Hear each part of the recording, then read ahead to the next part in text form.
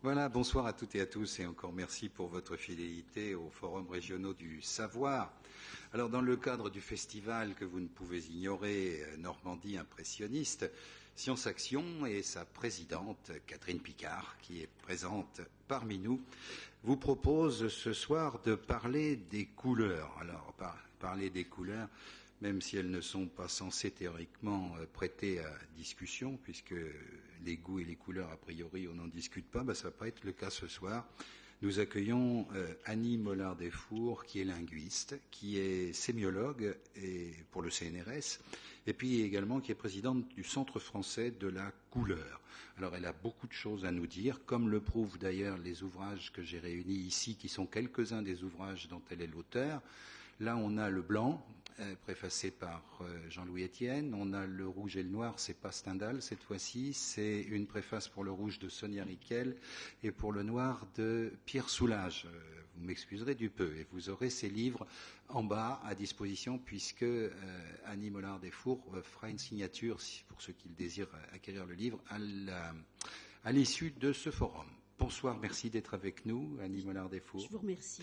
Et alors, on est tout oui, avec un autre sens de l'être humain, de la personne humaine. On est tout oui et tous yeux pour vous écouter nous parler des couleurs. Je vous remercie d'être venu. Je suis assez impressionnée par le nombre. Voilà, donc je voudrais vous parler des couleurs du point de vue des mots de mes recherches. Donc, comme on vous l'a dit, je suis linguiste et c'est à travers la rédaction du Trésor de la langue française, pour lequel j'ai travaillé au CNRS, que j'ai conçu ce projet d'un dictionnaire des mots et expressions de couleurs.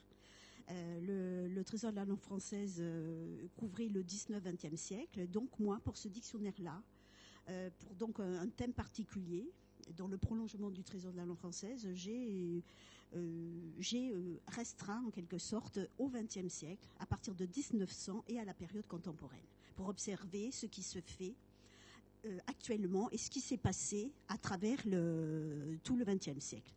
Donc j'ai publié dans plusieurs volumes, le bleu, le rouge, le rose qu'on vous a évoqué. Je vous expliquerai pourquoi ces mots, ces volumes-là, le noir, le blanc, dans une nouvelle maquette, le rouge, réédition, le noir, donc qui vient de sortir au début du mois de mai. Alors, devrait suivre, et là vous serez peut-être étonnés, parce qu'on me dit souvent, ah bon, vous allez faire les 7 couleurs de l'arc-en-ciel? Non, pas du tout, c'est pas du tout comme ça que ça marche en linguistique et dans la culture. Devrait suivre le gris, le jaune, l'orange, le vert, le violet et le brun. Donc vous voyez que je suis à peine au milieu du chemin et qu'il me reste donc pas mal de travail pour terminer ce dictionnaire. Mais je tiens absolument à le terminer. Et donc, en quoi cela consiste? Vous avez vu que je travaille par champ de couleurs. J'aurai l'occasion de vous expliquer ce qu'on entend par là. Et ce que je voulais donc faire, c'était rassembler tous les noms de couleurs du français à travers tout le XXe siècle et la période actuelle, les mots directs, les termes référentiels, les définir, quelle est la nuance exprimée, quelles sont les utilisations de la couleur, les connotations, les symboles, qu'est-ce que ces mots, ces expressions nous disent, donc broyer du noir, marqué d'une pierre blanche, pays bleu, un lettre bleue, numéro azur, layette rose, ruban rouge, donner carte blanche, donc tous ces mots qu'on rencontre au fil de la langue et des textes, des expressions plus ou moins courantes. Je voulais rassembler tout cela parce que je m'étais rendu compte déjà au cours de mes études en littérature que les couleurs, ça ne sert pas simplement à décrire, à peindre avec les mots, mais ça dit bien autre chose. Et c'est cette autre chose surtout qui m'intéresse. C'est pas tellement d'écrire une nuance, mais c'est faire le tableau en fin de compte de la société qui a créé ces termes, ces expressions. Ils sont le reflet de nos goûts, de nos choix. Donc mon titre déjà, le langage des couleurs, impression du temps. Je veux dire par là, petit clin d'œil aux impressionnistes, bien sûr, avec impression, mais je veux dire par là que les termes de couleurs, les mots, les expressions, ils sont le résultat d'une société qui leur a donné l'essence. Ils sont liés à un moment donné du temps, à un lieu particulier, à une culture particulière. C'est ce que je voudrais vous montrer pour l'aspect culturel des couleurs. Michel Pastoureau le dit aussi très souvent, la couleur c'est culturel. Donc moi je vais essayer de vous prouver par rapport aux mots. Et je vais donc dans un premier temps développer un petit peu la problématique de la couleur et de son lexique. Montrer comment marche le lexique français, mais pour vous en montrer tout l'intérêt, essayer de comparer avec d'autres langues et cultures. Et puis, avec le temps qui nous restera, de voir quelques analyses de champs de couleurs pour voir à travers les mots ce qu'on peut découvrir. Donc, la problématique du domaine de la couleur au son lexique, déjà, la couleur, qu'est-ce que c'est? La couleur, c'est une sensation. C'est quelque chose qui n'existe pas, déjà. Donc, on va parler de quelque chose qui n'existe pas, mais que tout le monde voit, sauf problème physiologique. Et c'est aussi un mot, c'est un langage. Tenez, prenez celui-là, ça va être plus facile pour là. Voilà. Je suis désolé. C'est aussi un langage. Ce sont des utilisations sociales et culturelles, hein, je vous l'ai dit, ce sont des connotations, et c'est pour moi le reflet de ce qu'on en fait. Alors déjà, le langage, ce qu'il faut noter, c'est que déjà dans la perception et la nomination de la couleur sont très liés. La couleur, c'est un phénomène à la fois physique, psychologique et culturel. Alors pourquoi? Parce que pour avoir une couleur, je le rappelle brièvement, il faut une source lumineuse. C'est pour cela qu'on dit que la nuit tous les chats sont gris. S'il n'y a pas de lumière, il n'y a pas de couleur. Il faut un objet coloré, donc un objet qui est éclairé par cette lumière, et il faut un récepteur, et c'est ça moi qui m'intéresse. C'est un récepteur, l'être humain ou animal, qui va voir, mais qui va interpréter le message. Or, il se trouve que dans ce couple œil-cerveau, on va faire appel à la mémoire, on va faire appel au culturel, on va faire appel au langage. Et c'est là que beaucoup de choses extrêmement importantes vont se passer. C'est cet aspect-là, cette importance du langage, moi, qui m'intéresse. La nomination de la couleur, la nomination fait partie intégrante de la perception. Hein. Je vous rappellerai certains écrits. On se demande, perçoit-on une couleur qui n'est pas nommée? Et une couleur qui n'est pas nommée a-t-elle une existence? On peut se le demander. Hein, si je n'ai pas appris à discerner le cramoisi de l'écarlate, par exemple, ou du nacara, est-ce que, quelque part, je vais arriver à les discerner? C'est toute la problématique du lexique des couleurs. Bien sûr, de certains côtés, bien évidemment, on voit les grandes catégories de couleurs.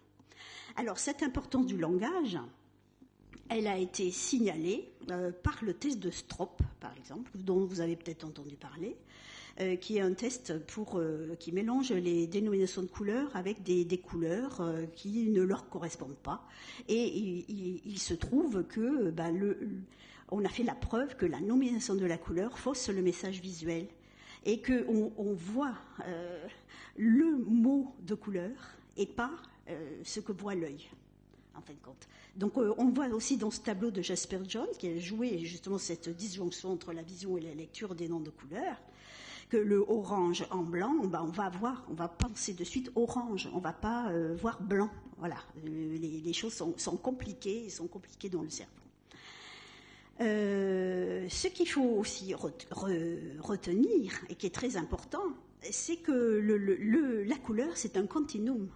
C'est de manière arbitraire qu'on va découper et classer la couleur. Donc les cultures, les langues vont les découper de manière différente. Donc c'est un continuum que l'on segmente et classe arbitrairement. Et donc on l'a vu cela avec l'arc-en-ciel. À certains moments à travers le temps, on a vu 3 couleurs dans l'arc-en-ciel. À d'autres moments, on en a vu 5. Maintenant, on dit qu'il y en a 7, mais vous savez tous que c'est un chiffre symbolique et qu'il n'y a pas 7 couleurs à l'arc-en-ciel. Newton a rajouté cette 7e couleur pour correspondre aux 7 notes de musique et les faire correspondre à la gamme musicale. On parlait de musique tout à l'heure et de couleurs. Donc on voit que les choses sont aussi culturelles, même dans le scientifique, pour la couleur de l'arc-en-ciel. Alors on a essayé de représenter les couleurs de ce continuum en les représentant de plus en plus d'ailleurs dans un système à 3 dimensions et pas sur un système linéaire, avec souvent le clair en haut, le brun, le foncé en bas. Et on voit là dans ces schémas qu'on découpe arbitrairement des tranches. Et le langage, il fait exactement la même chose, de manière arbitraire. Alors de manière arbitraire, mais on verra aussi qu'il y a certaines règles et des similitudes assez étonnantes qui peuvent se passer dans certaines cultures. Là, ça n'a pas marché.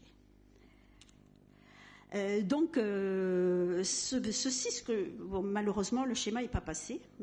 C'était pas mon ordinateur. Il y avait ici un schéma en 3 dimensions qui vous montrait les tonalités sur un cercle. Le cercle des tonalités, on appelle, coupé par la ligne médiane des couleurs neutres, avec le blanc, le gris et le noir.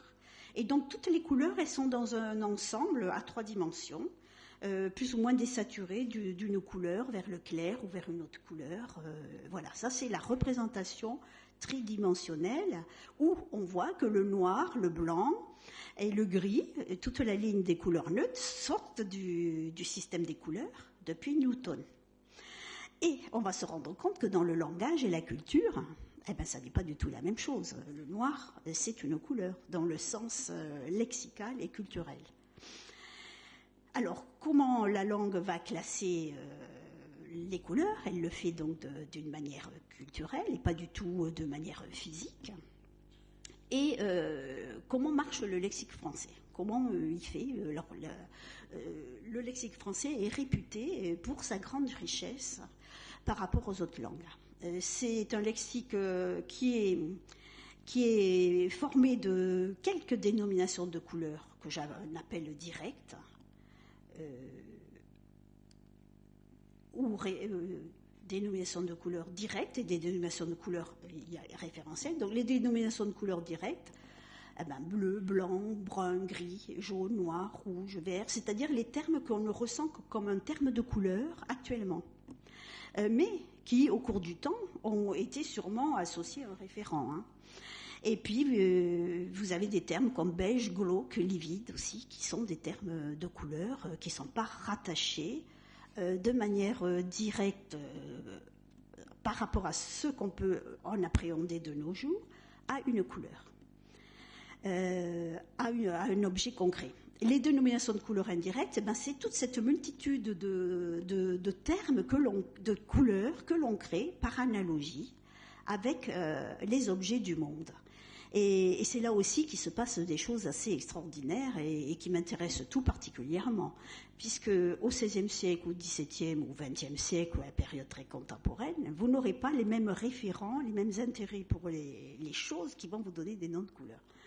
Alors, les mots de couleur, ils ont des référents concrets.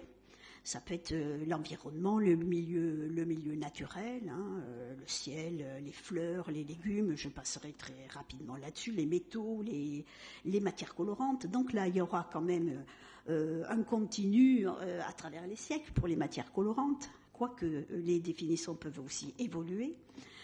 Là où ça devient intéressant, c'est dans les produits fabriqués, par exemple. Gauloise, gitane, layette. On voit là que se mettent se reflètent des utilisations sociales et culturelles des couleurs et qui désignent des nuances. Les lieux, le bleu de Chartres, le bleu de Delphes, de Rouen, puisqu'on est à Rouen, les époques. Rouge antique, rouge Ming, donc il se crée toute une sorte de tableau de la société à travers ces mots de couleur. On peut aussi trouver des termes comme mort doré, mais si on regarde l'étymologie, mort doré, ça vient de mort doré, qui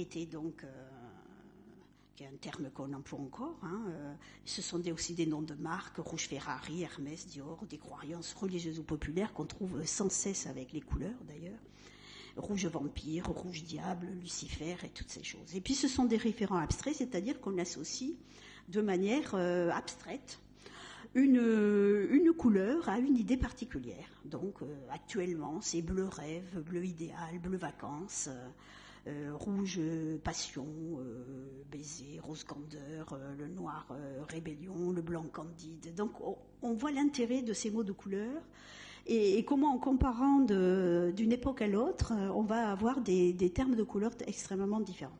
Donc cela, c'est pour vous montrer déjà qu'à travers même un mot de nuance de couleur se passent d'autres phénomènes sociaux qui sont particulièrement intéressants pour décrypter la société dans laquelle on vit ou dans laquelle on a vécu. Alors bien sûr, je ne peux pas ces mots directs et ces termes référentiels se croisent pour former toutes sortes de constructions pour nommer la couleur. Donc c'est comme ça que la langue française s'en sort. Et elle s'en sort très bien d'ailleurs, puisque c'est une des langues de la couleur les plus riches, si on compare avec les autres langues européennes notamment. Alors cet aspect culturel des dénominations de couleurs, juste en petit résumé, si je vous dis cheveux de la reine ou caca dauphin, on a perdu la nuance, mais on voit bien qu'elles sont de notre époque, qu'elle nous raconte toute une histoire, elle nous donne toute une ambiance particulière. Le zinzolin, le Isabelle qu'on trouve encore, mais qui va raconter toute une anecdote historique. Opéra brûlé, qui fait référence à un événement particulier, du feu d'un opéra. Puce, qui avait toute sa gamme, ventre de puce, tête de puce, dos de puce, etc. On trouve ces jeux de mots, on trouve cette poésie de la langue à travers les siècles, et même de temps en temps des termes grivois, des termes érotiques, les cuisses de nymphe émue, les baise-moi ma mignonne, pour le baiser chaste, qui désigne un rose tendre.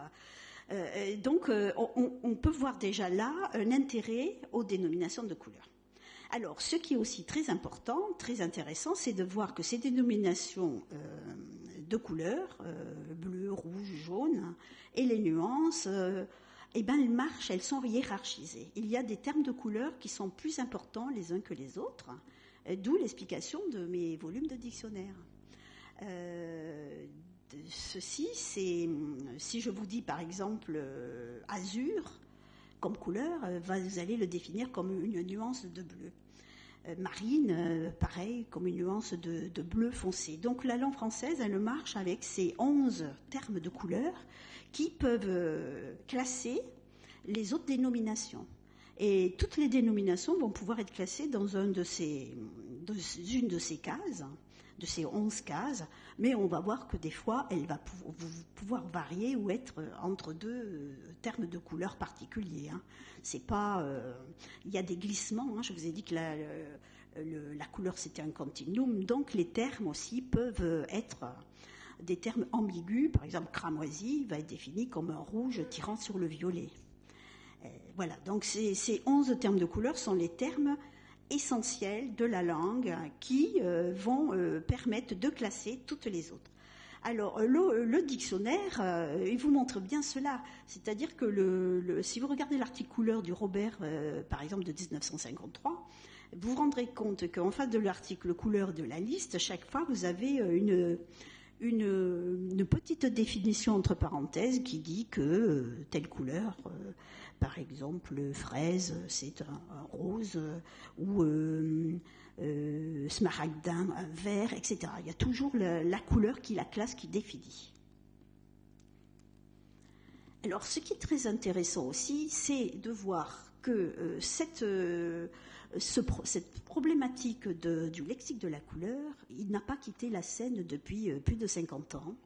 Et on s'interroge toujours sur la cognition, sur le caractère universel ou relatif de la nomination des couleurs, comment nomme-t-on la couleur, est-ce qu'il y aurait une règle, comment on nomme les Esquimaux, hein, on dit toujours qu'ils nomment de manière très multiple les différents blancs, mais ils le nomment aussi avec la matière.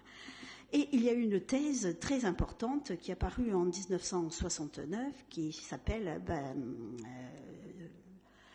Basic Color Terms, their Universality and Evolution. Donc ces deux anthropologues linguistes ont fait une thèse qui montrerait qu'il y aurait une règle universelle et une évolution dans la dénomination des couleurs. Donc c'est une thèse qui a fait couler beaucoup d'encre. Pour eux, je schématise parce qu'on n'a pas trop le temps de rentrer dans les détails, obligatoirement il y aura deux castes de couleurs, le foncé, le clair ou, si on simplifie, le noir et le blanc. S'il y a trois cases de couleurs, ils apparaîtront obligatoirement le rouge. Le quatrième terme de couleur apparaîtra le vert ou le jaune. Ensuite, les deux apparaîtront ensuite le bleu, le brun, pour en arriver à nos 11 catégories de couleurs. Il se trouve que ça correspond à ce qu'on trouvait déjà dans les définitions des dictionnaires. Donc, ce n'est pas cette thèse-là qui m'a fait construire mes dictionnaires comme cela, c'est la pratique des dictionnaires et le fait qu'il y a des termes qui sont classificateurs par rapport à d'autres. Alors, ce qui est important, c'est de retenir que toutes les langues du monde n'ont pas tous les termes de couleur, que certaines fonctionnent encore de nos jours sur la classification ombre et lumière, ce qui nous semble particulièrement surprenant. Que les termes de couleur de base sont le noir, le blanc et le rouge, et qu'il y a des paramètres tout à fait différents d'une culture et d'une langue à l'autre. Par exemple, les Dani de Nouvelle-Guinée, ils ont deux termes de couleur, mili, qui signifie sombre, mais aussi froid. Il y a beaucoup de synesthésie aussi dans certaines langues et cultures. Tout est mélangé, alors que nous avons la vue, l'ouïe, le toucher, etc. Alors que dans d'autres cultures, tout arrive en même temps. Et donc les Dani, ils ont le terme mili, sombre, froid, et mola, lumière et chaud. Et à Anuno, il y a 4 termes, donc toujours obscurité et lumière, mais un paramètre qui est très très intéressant, qui est le frais et le sec par rapport aux végétaux qui poussent. Donc le frais serait peut-être apparenté au vert et le sec au rouge. Et donc cette dimension de la couleur serait à la fois le foncé et le clair, mais autre chose qui serait l'humidité, la sécheresse, la fraîcheur, la succulence, la dessiccation. On voit qu'on est dans des mondes tout à fait différents et qu'il est difficile de parler de couleur. Comme on l'avait dit au début, c'est vrai que là, c'est pour des langues, des cultures assez éloignées de nous. Mais si on se rapproche de nos cultures, on peut quand même observer des phénomènes assez intéressants qui nous posent questions, qui nous font nous demander si on n'est pas en train encore d'évoluer. Sûrement, bien sûr, je sais que la langue elle évolue tout le temps, et on peut discuter cette thèse de Bernanke avec déjà ces 11 grands champs de couleurs qui apparaîtraient comme ça de manière toujours avec la même origine, en allant vers la progression et la multiplication des dénominations. On peut la discuter parce que pour eux, c'est les termes, ils ont parlé de termes de base, ce qui correspond à ce que j'ai dans mes dictionnaires là, et qui sont donc des termes qui sont génériques, c'est-à-dire qu'on peut, ils sont pas contextuels. On peut dire de rouge de quantité de choses et c'est pas spécialisé à une chose particulière comme certaines nuances. Je sais pas si vous comprenez bien. Par exemple, les yeux pairs. C'est un terme, une nuance qui est très limitée maintenant à la couleur des yeux de la déesse Minerve, la déesse aux yeux pairs, on va dire. Par contre, le terme vert, il est très large. Donc voilà. Donc pour Bernanke, ces termes larges, le bleu, le rouge, le vert, etc. Et si on compare aussi au français, notre terme bleu, nous avons un terme bleu qui va englober tous les termes du bleu, du très clair, du bleu layette, au bleu très foncé, bleu marine. Donc un seul volume pour le dictionnaire du bleu. Par contre, si je faisais un dictionnaire du bleu en polonais, je serais embêtée, parce que je serais obligée de mettre deux catégories. Le champ du bleu est divisé sans qu'un terme soit prédominant par rapport à l'autre. Vous avez un niebieski et un granatowi, donc un bleu qui serait plus clair que l'autre, ce qui s'est passé pour notre rouge et notre rose. Donc eux, ils en sont là à avoir séparé ces bleus. Alors avec des connotations bien sûr particulières et des emplois particuliers. Pour le chant du bleu russe, c'est également la même chose. Il y a deux termes. Donc, on voit qu'il y a des choses assez étonnantes quand on regarde les langues et qu'on compare avec d'autres langues, notre langue française. Et même le bleu italien, c'est encore plus compliqué, puisque il y aurait au minimum 4 termes, avec chacun leurs emplois, où l'un n'est pas plus important que l'autre. Donc, il n'y a pas de terme vraiment générique qui englobe tout. Il y en aurait plusieurs. Pour le chant du rouge, on retrouve aussi un peu le même phénomène avec le rouge hongrois, Piros et Boros, avec chacun leurs utilisations. Le blanc portugais, Branco et Alvo, qui vont définir 2 blancs aussi. Negro et Preto pour le noir. Il y a des chevauchements de couleurs, du bleu et du vert, en japonais par exemple, en chinois, en vietnamien, coréen. Le Awa va vous dire à la fois vert, bleu et noir. Le breton glace, c'est un exemple connu, qui va aller du vert brunâtre au bleu. Il y a des chevauchements du bleu et du jaune, des chevauchements aussi du bleu et du noir, qui nous rappellent d'ailleurs que dans la Grèce, il y avait le bleu était classé avec les noirs. Donc on voit cette complexité, le spectre antique.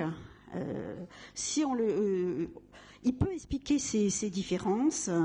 Le spectre antique, il classait tout entre 2 extrêmes, le blanc et le noir de l'obscurité, et toutes les couleurs étaient des couleurs médianes. Et donc il se trouve que les couleurs aussi essentielles de l'époque étaient le rouge et le jaune, et qui étaient considérées comme un mélange d'ombre et de lumière. Donc quand on dit maintenant le noir c'est plus une couleur, ou le blanc, on voit qu'autrefois c'était vraiment l'essentiel de toutes les catégories de couleurs. Et donc, dans la Grèce antique, la notion de couleur était tout à fait différente de la nôtre. Et c'est pour cela qu'on peut expliquer des fois dans les nuances des ambiguïtés très très particulières. Alors, pour en revenir au latin, qui a donc à l'origine de notre langue, et qu'on va retrouver aussi dans nos termes de couleur actuels, puisque on retrouve des bases latines, eh ben, on se rend compte que le noir était nommé par 2 termes, un noir brillant et un noir mat, le niger et le hater, de même pour le blanc, que le terme blanc a été pris au germanique, on a laissé tomber le terme latin, du germanique blanc qui voulait dire brillant et qui qualifiait les armes, vous savez, les armes blanches, les épées qui brillaient au soleil. Et donc on voit que ce qui était important à l'époque, par rapport à aujourd'hui, c'était la brillance, c'était l'éclat, la matité, au détriment des tonalités. Et les tonalités étaient très floues, comme je vous ai dit, elles étaient mélangées. Les termes, on les retrouve notre glauque, dont je vous citais tout à l'heure, qui vient de glaucus, un vert bleu, une couleur très, très ambiguë, vert bleu gris. Donc, il est extrêmement intéressant de constater cela, c'est-à-dire qu'il y a une évolution dans notre relation aux couleurs, qu'on a du mal à comparer des siècles. Notre appréhension des couleurs à un siècle et à la période contemporaine, et il apparaît qu'on fait de plus en plus attention aux nuances, aux tonalités, par rapport aux notions de brillance, d'éclat. Alors, pour le chant du brun, je voulais vous signaler que le brun, eh ben, dans ce brun, on va trouver brun, on va trouver marron, on va trouver châtain, noisette, auburn, etc. Et quand on va vouloir traduire en anglais brun et brun, il ne va pas y avoir toujours de correspondance. Tout cela pour vous montrer très rapidement que les problèmes de traduction, ils sont pour les couleurs particulièrement ardus. Alors là, c'était pour vous montrer un petit peu un aperçu, comment ça marche. Le lexique de la couleur, français. Et qu'est-ce qu'on peut en tirer comme règle par rapport aux évolutions du latin jusqu'à la période contemporaine, et de dégager les spécificités de notre langue par rapport aux autres cultures. On vient donc de voir l'intérêt tout à fait culturel de ce lexique, et ce qui peut nous apprendre de notre conception du monde, en fin de compte, puisque la couleur est essentielle. Alors maintenant, je voudrais, avec le temps qui me reste, essayer de décrypter quelques couleurs, comme en résumé de ce que j'ai pu noter dans les dictionnaires. Oui, mais ça va être beaucoup plus visuel. Donc, avec un dictionnaire des couleurs, on va non seulement définir des nuances, mais on va voir les utilisations sociales, les connotations, des codes et des symboles. Donc, voilà, l'interrogation, c'est ça. Qu'est-ce que je vais trouver dans le blanc, dans le rouge, dans le rose, à partir de 1900 jusqu'à nos jours? Qu'est-ce qui s'est passé? Qu'est-ce que ça me dit, etc. Alors, je vais commencer par le noir, puisque je vous ai montré que c'était beaucoup plus une couleur que ce qu'on ne pouvait le penser, et que ça fait partie du système des couleurs. Puis en plus, c'est ma dernière publication, et on a parlé tellement du noir avec Pierre Soulages, etc., et puis c'est une couleur essentielle dans la symbolique. Donc je parlerai du noir, du blanc, du rouge, avec un petit aperçu sur le rose, pour vous montrer justement que le rose, c'est une couleur à part entière. Et c'est un champ de couleurs. Et c'est pas comme le pensent les physiciens, un rouge désaturé. Non, pas dans la culture.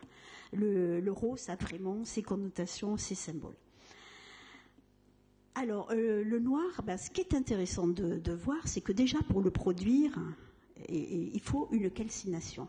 C'est le produit de... c'est un pigment qu'on obtient avec le bois brûlé, donc noir charbon, noir fusain, toutes ces choses qui vont avoir une symbolique aussi très intéressante par rapport à ces utilisations du noir et aux idées qu'on peut s'en faire. Je vous rappellerai aussi que la première étape de l'alchimie, c'est l'œuvre au noir, la première étape, pour ensuite passer à l'œuvre au blanc, pour arriver à la troisième étape ultime, qui est l'œuvre au rouge. Donc, cette œuvre au noir, on l'appelle aussi matière noire, tête de corbeau, enfin, il y a plein de termes pour dire cette étape, cette étape noire qu'on va arriver à obtenir dans le fourneau de l'alchimiste, qu'on appelle l'atanor. Et si on réfléchit aussi à la symbolique que ça peut nous dire en comparant avec les religions, comme s'il fallait obligatoirement passer par le noir, l'œuvre au noir, le noir de la mort, etc., pour arriver ensuite, après le blanc, la somme de toutes les couleurs, au rouge, et la cinquième essence, la quintessence qui donne la connaissance, la vie éternelle, la résurrection, etc. Donc on peut aussi trouver tout cela dans les textes. Alors les sources du noir, je vous ai parlé du latin, je ne vais pas y revenir. Il y a négère, il y a atère. Donc ce terme latin négère nous a donné la forme nir qui va nous donner notre noir, donc il va perdre son aspect brillant, il va devenir générique, il va définir tous les noirs. On va garder le terme nègre aussi, qui vient de Niger, mais qui va prendre une autre couleur, et qui va pouvoir quand même signaler et désigner les personnes à peau noire, mais en tant que terme de couleur, nègre, c'est un brun. Puis, il faudra aussi se souvenir, et on le trouve au fil des mots, on n'y pense pas toujours, que dénigrer, c'est noircir quelqu'un, c'est le salir, c'est l'accuser, c'est le noircir. Le atère, on va le trouver dans les termes Ce noir mat, on va le trouver dans atrabile, atrabilaire. Je vous rappellerai que atrabilis, c'est la bile noire. C'est le synonyme du grec mélanocolé, la bile noire, qui donne le mélancolique. Et voilà, donc le misanthrope d'ailleurs, ou l'atrabilaire amoureux. Et puis on peut trouver aussi en latin plein de termes, fuscus, noirâtre, brunson, pullus, umbra, umbrare, subrumbrare, donc l'ombre, l'obscurité, les ténèbres, avec tout ce que cela évoque, en sens propre, en sens figuré, de nuit, de mort, d'enfer, de malheur, etc. Mélena, le grec, mélancolie, donc aussi puis mélanome, mélanésien, c'est le pays noir, la Mélanésie, percnoptère, qui a des ailes noires. Donc on trouve à travers les mots ces origines anciennes, encore de nos jours. Et puis, bon, bien sûr, la mélancolie. On ne pense pas toujours que mélancolie, ça veut dire bile noire. Donc ça rappelle toute cette médecine ancienne et la théorie des 4 humeurs, qui avait le sang, la pituite, ou la bile noire ou atrabile, la bile jaune et la pituite.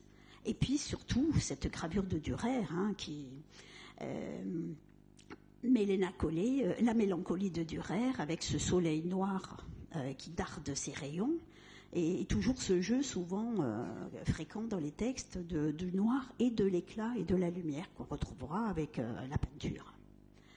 Alors ce qui est intéressant aussi, c'est de voir qu'en Égypte, le terme dont je vous ai parlé tout à l'heure, alchimie, ça vient de alchimie, kimia, qui vient de Kem, qui veut dire la terre noire, le nom de l'ancienne Égypte. Et là, le noir, c'est un noir fertile, c'est un noir positif. Donc on voit que les connotations, les associations aussi des couleurs sont très liées à une société, et souvent à une matière, à un sol, à une société. Et qu'il ne faut pas se tromper, c'est pas toujours négatif le noir, ça dépend des cultures. Donc le noir ancien en français, il est au cœur de grands thèmes, en latin, dans notre culture du moins, touchant au mythe, à la religion, aux croyances, au lien entre le corps et l'esprit. Donc on trouve noir nuit, noir ténèbres, noir diable, noir enfer, mais aussi, comme on l'a vu avec l'alchimie et la première étape, l'œuvre noire, la promesse d'une nouvelle étape idéale, qu'on peut aussi projeter. Les noirs du XXe siècle, donc dans les termes plus contemporains, qu'est-ce qui se passe ? Les mots pour dire le noir, donc dans le dictionnaire, vous trouverez le terme noir, qui est donc tout seul, pour définir tous les noirs, quels qu'ils soient, les brillants, les mats, les dérivés de Hatter, de Niger, de mélanose, de Perkno, aussi le terme black avec tous ses dérivés, puisqu'on est quand même dans la mondialisation, il y a plein de mots, surtout anglais, qui sont dans notre langue et qui nous donnent des mots. Et puis les termes référentiels, quels sont les objets de la nature, de notre société, qui vont nous donner des termes du noir. Et donc,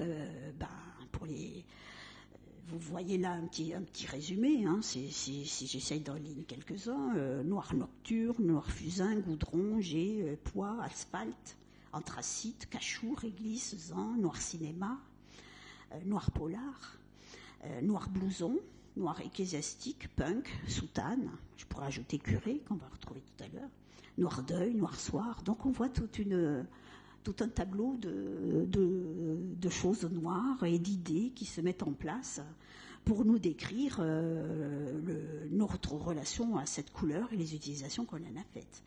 Noir Chanel, noir Riquiel, Soulage, noir Star. Pour les référents abstraits, noir désespoir, mais noir rébellion aussi. Donc là, c'est aussi des choses antinomiques.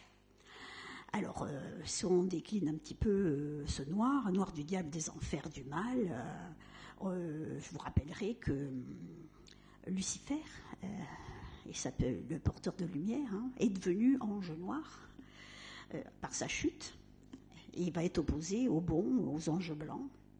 On parle du fleuve noir des enfers aussi. La mort est qualifiée de séjour royaume noir, sombre, donc on a toutes ces évocations de noir, de trou. D'ailleurs, quand est-ce que tu seras dans le trou, hein, comme dit la chanson, qui signifie, qui sont associés au noir et à la mort.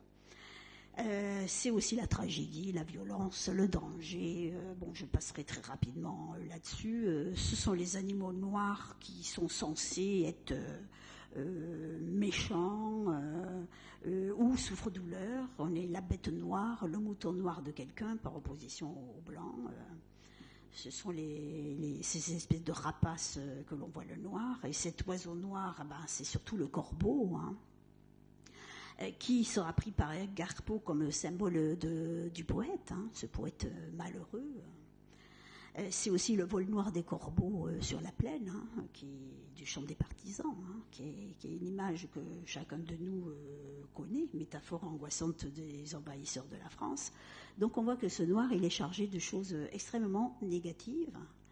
Le vampire, mais ça peut être aussi le noir de l'humeur, hein, donc des choses qui sont plus ambiguës.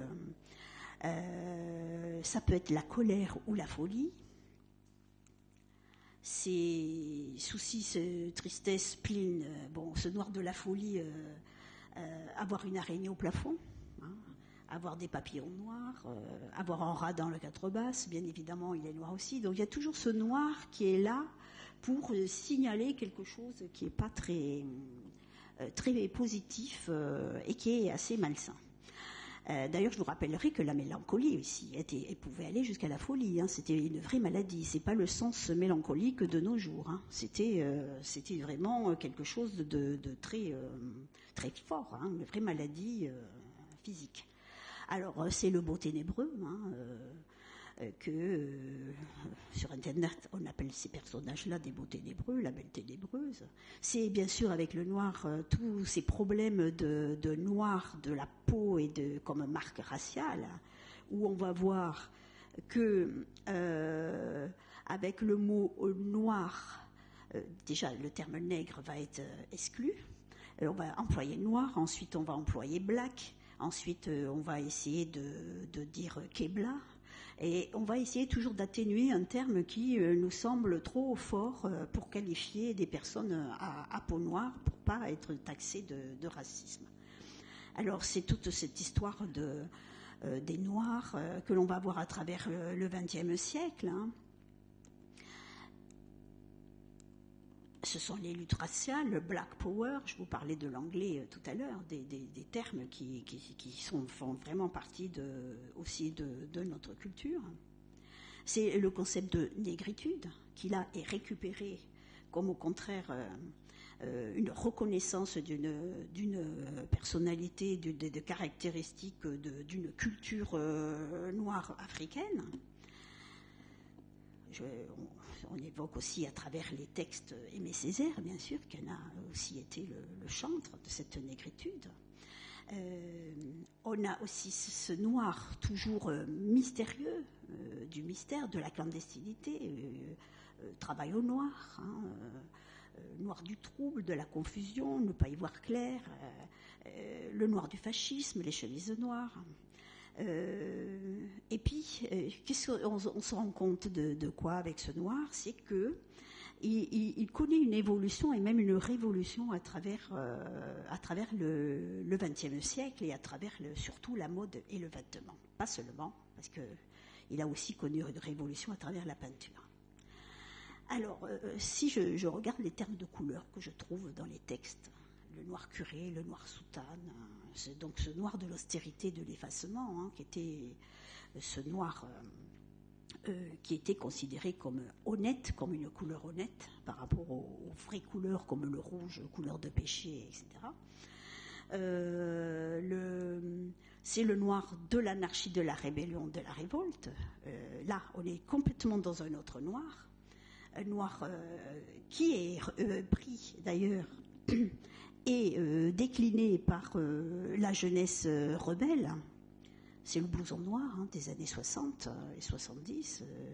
Marlon Brando avec son blouson de cuir d'aviateur, noir d'aviateur, dans L'équipée sauvage, qui va faire que les blousons noirs vont qualifier tous les jeunes à blouson noir, jeunes voyous des années 60-70. Et puis pour en arriver aujourd'hui à ce noir porté de manière tout à fait classique et même branchée de nos jours, où on voit donc à travers les textes et les mots que les codes du noir ont complètement évolué. Alors, si on parle des couleurs féminines, bien évidemment, le noir était la couleur du deuil au début du siècle. Et puis, il y a eu une fameuse petite robe noire, la petite robe noire de Coco Chanel, en 1926, qui a fait qu'elle a cassé complètement les codes de la mode et des utilisations du noir. De ce noir, de cet uniforme de pensionnaire qu'elle avait, donc d'une mauvaise toile et de couleur d'effacement, elle en a fait au contraire une couleur de séduction, une couleur qui pouvait être féminine et pas seulement pour porter le deuil. On l'a appelée d'ailleurs la Ford de Chanel, la petite robe noire, parce que je vous rappellerai qu'on dit que Ford ne voulait faire que des voitures noires. Et on ajoute certains, mais bon, ça c'est à discuter, qu'il voulait faire des voitures noires parce que c'était moins cher, mais aussi parce qu'il avait une culture protestante qui faisait qu'il préférait l'austérité et il ne recherchait pas la couleur. C'est ce qui se dit. Alors cette petite robe noire, elle est devenue la petite robe noire de Piaf et de plein d'autres dames noires, de Juliette Gréco. Donc on a vu que vraiment ce noir féminin, il a pris ses lettres de noblesse jusqu'à devenir, notamment avec Gilda en 1946, Rita Hayworth dans ce film où elle fait une sorte de striptease, mais simplement des gants, dans ce fourreau noir.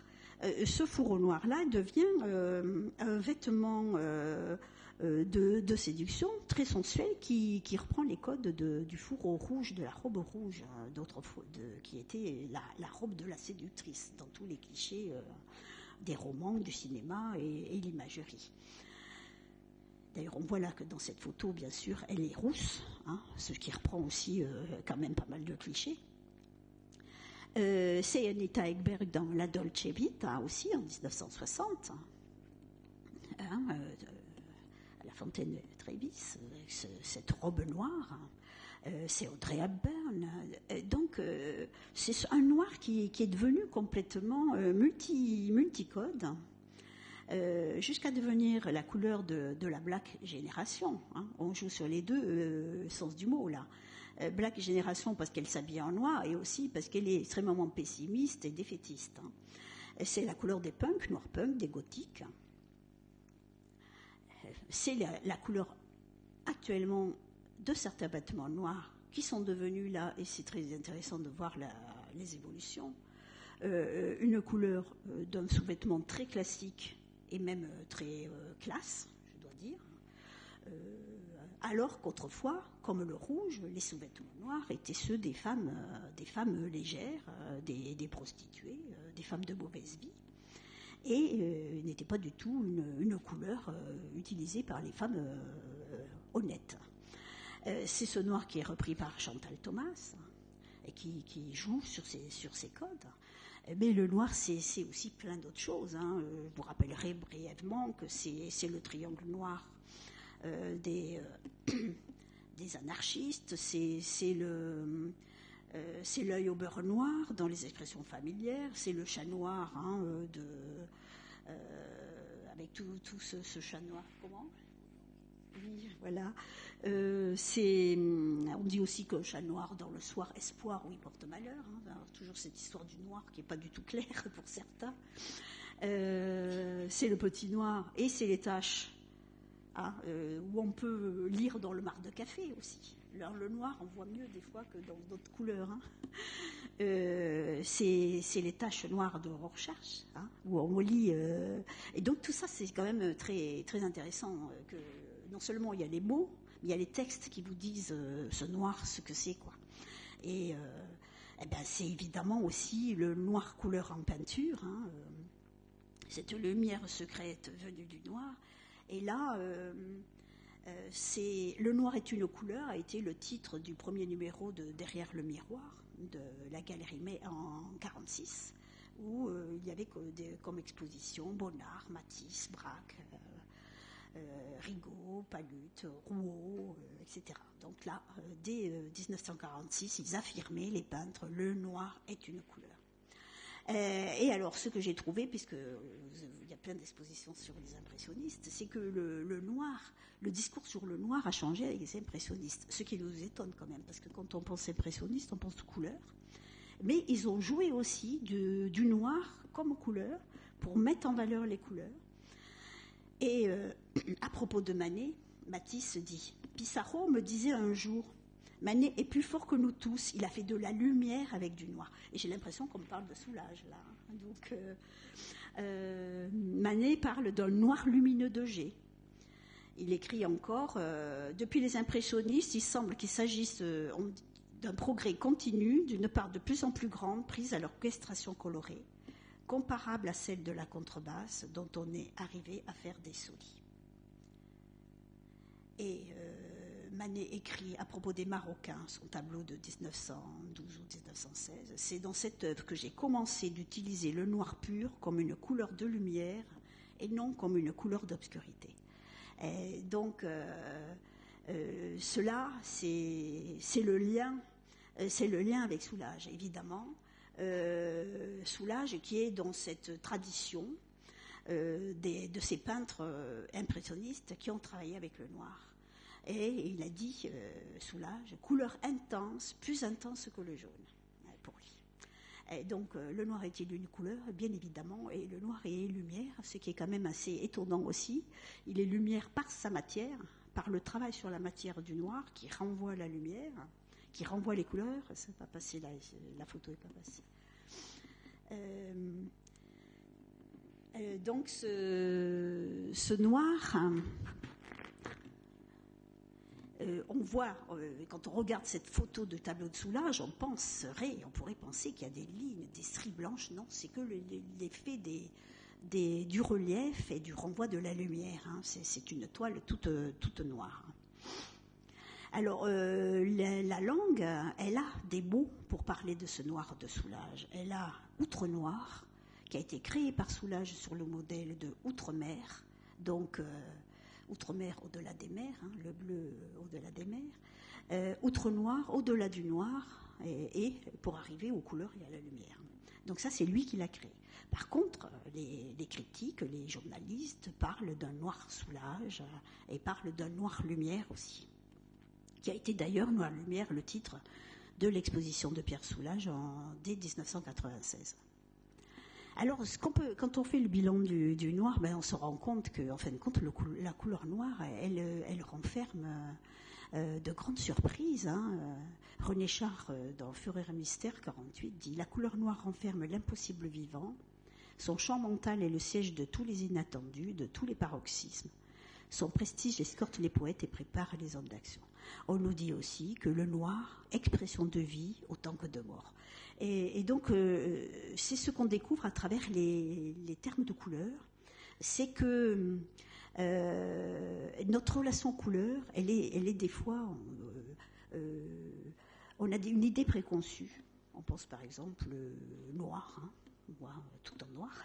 Et puis on va découvrir que tout d'un coup, les poètes vont nous dire « Ah ben non, le noir c'est la vie, c'est dans le noir qu'on voit le mieux, c'est l'origine de toutes les couleurs. » Et on voit aussi toutes ces évolutions qui se sont produites au cours de ce XXe siècle et à l'époque actuelle.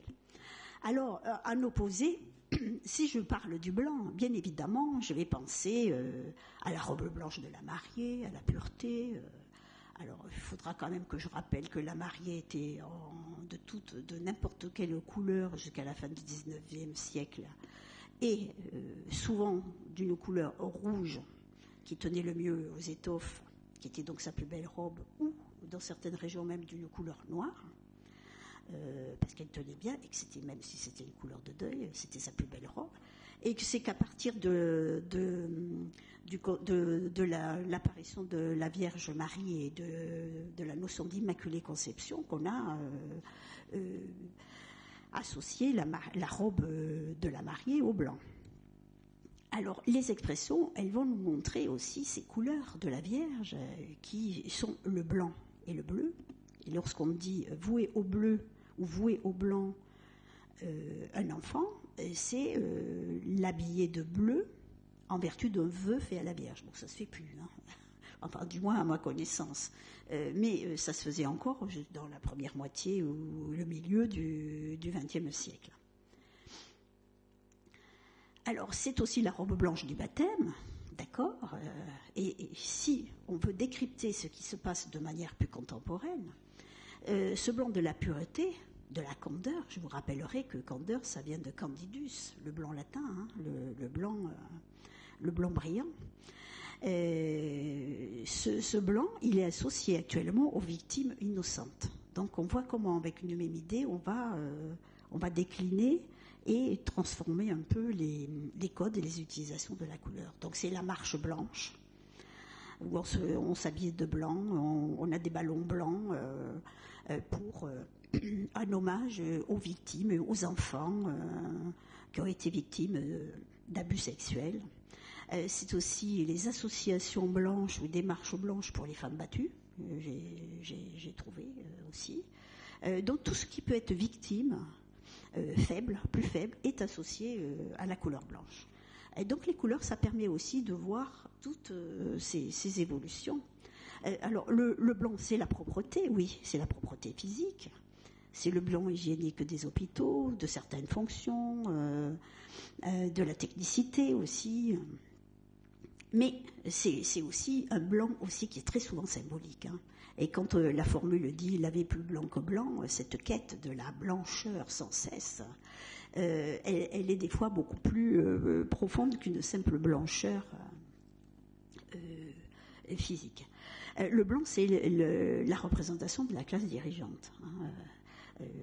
C'est la chemise blanche et les cols blancs, par opposition au col bleu, au bleu de travail, hein. Et donc il y a aussi une ségrégation des couleurs des vêtements, hein, et tous des codes qui se mettent en place. C'était ce blanc clean et classe des tenues de tennis qu'on voit très bariolées d'ailleurs maintenant, hein. Donc voilà aussi, on peut observer des changements significatifs. Le blanc, c'est une couleur de passage, hein, c'est la couleur donc des layettes blanches des enfants, non seulement pour la pureté. Maintenant, c'est comme ça qu'on les interprète, mais c'est parce que ce sont des enfants, ils ne sont pas sexués, ils sont neutres. Le blanc, c'est le neutre. C'est aussi, on pourrait dire, cette couleur de passage, c'est le blanc du linceul.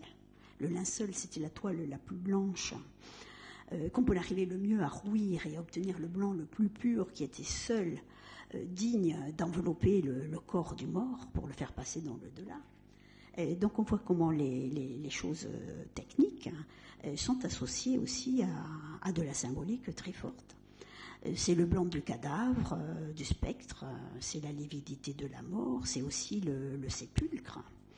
Et cela, on peut le retrouver, cette couleur blanche associée à la mort, dans différentes cultures, notamment en Afrique, où d'ailleurs on raconte que dans certaines tribus, il y a quelque temps quand même, les hommes qui voyaient des hommes blancs, hein, des tribus voyant des premiers arrivés blancs, les prenaient pour des revenants, parce qu'ils étaient blancs, ils avaient perdu leur couleur, quoi, la couleur de la vie. Et donc cette couleur de passage de devenir, c'est aussi la robe blanche du candidat, hein. Je vous rappellerai que le candidat, autrefois, dans la Rome antique, c'était celui qui se revêtait d'une robe blanche pour son adoubement, et comme aussi le chevalier du Moyen-Âge. Et donc il y a toute cette symbolique de cette couleur de passage. Alors le rouge... très rapidement, il y a beaucoup de recoupements avec le noir pour l'enfer, Lucifer, etc. Rouge et noir, ce sont les couleurs vraiment du mal, hein, de l'enfer et de Lucifer. Le rouge, c'est aussi la couleur quand même de la tentation. C'est comme ça que les publicités, les fruits rouges les plus tentants, les contes de fées qui nous racontent des histoires de pommes rouges, que l'on tend du bon côté du rouge pour tenter l'héroïne. C'est un signal, c'est un danger, le rouge. Mais c'est aussi le rouge avec l'histoire des matières colorantes, c'est le rouge du prestige, de l'honneur. C'est la matière colorante, par exemple, de la pourpre, qui était produite par le Murex et qui était très coûteuse et qui donc de ce fait a été réservée aux rois, aux empereurs de Rome et de Byzance, qui a été aussi cette couleur, ce manteau rouge qu'on a posé sur le dos du Christ par dérision, puisque c'est disait roi des Juifs, donc ce rouge du roi. C'est le rouge des chefs de l'Église et des cardinaux, rouge cardinal, avec tous ces dérivés, cardinaliser une sauce. C'est amusant quand même, lui donner une couleur rouge. Et puis la langue, elle rend compte de toute cette histoire passée du rouge. Rouge, ça a désigné, par exemple, jusqu'au milieu du XIXe siècle, un homme vain et orgueilleux. C'est un rouge. Cramoisi voulait dire magnifique. En cramoisi, de façon parfaite, au plus haut point. Donc on voit comment d'une couleur on arrive à quelque chose de plus figuré, un adjectif. L'écarlate, le premier choix d'ailleurs. L'eau écarlate et pas rouge, elle ravive les couleurs. Voilà, moi, je me suis longuement interrogée sur ce terme de l'eau écarlate. Alors, si on regarde de nos jours, le ruban rouge de la Légion d'honneur, il est tout à fait issu de cette longue histoire du rouge, du prestige, du mérite, que l'on retrouve encore en alimentaire dans le cordon rouge et le label rouge, qui est un label accordé aux produits respectant des normes de qualité, qui est donc un produit supérieur. On va reprendre ces codes de couleurs pour signifier quelque chose de supérieur. Le rouge donc s'opposait aux couleurs terreuses des paysans dans les vêtements.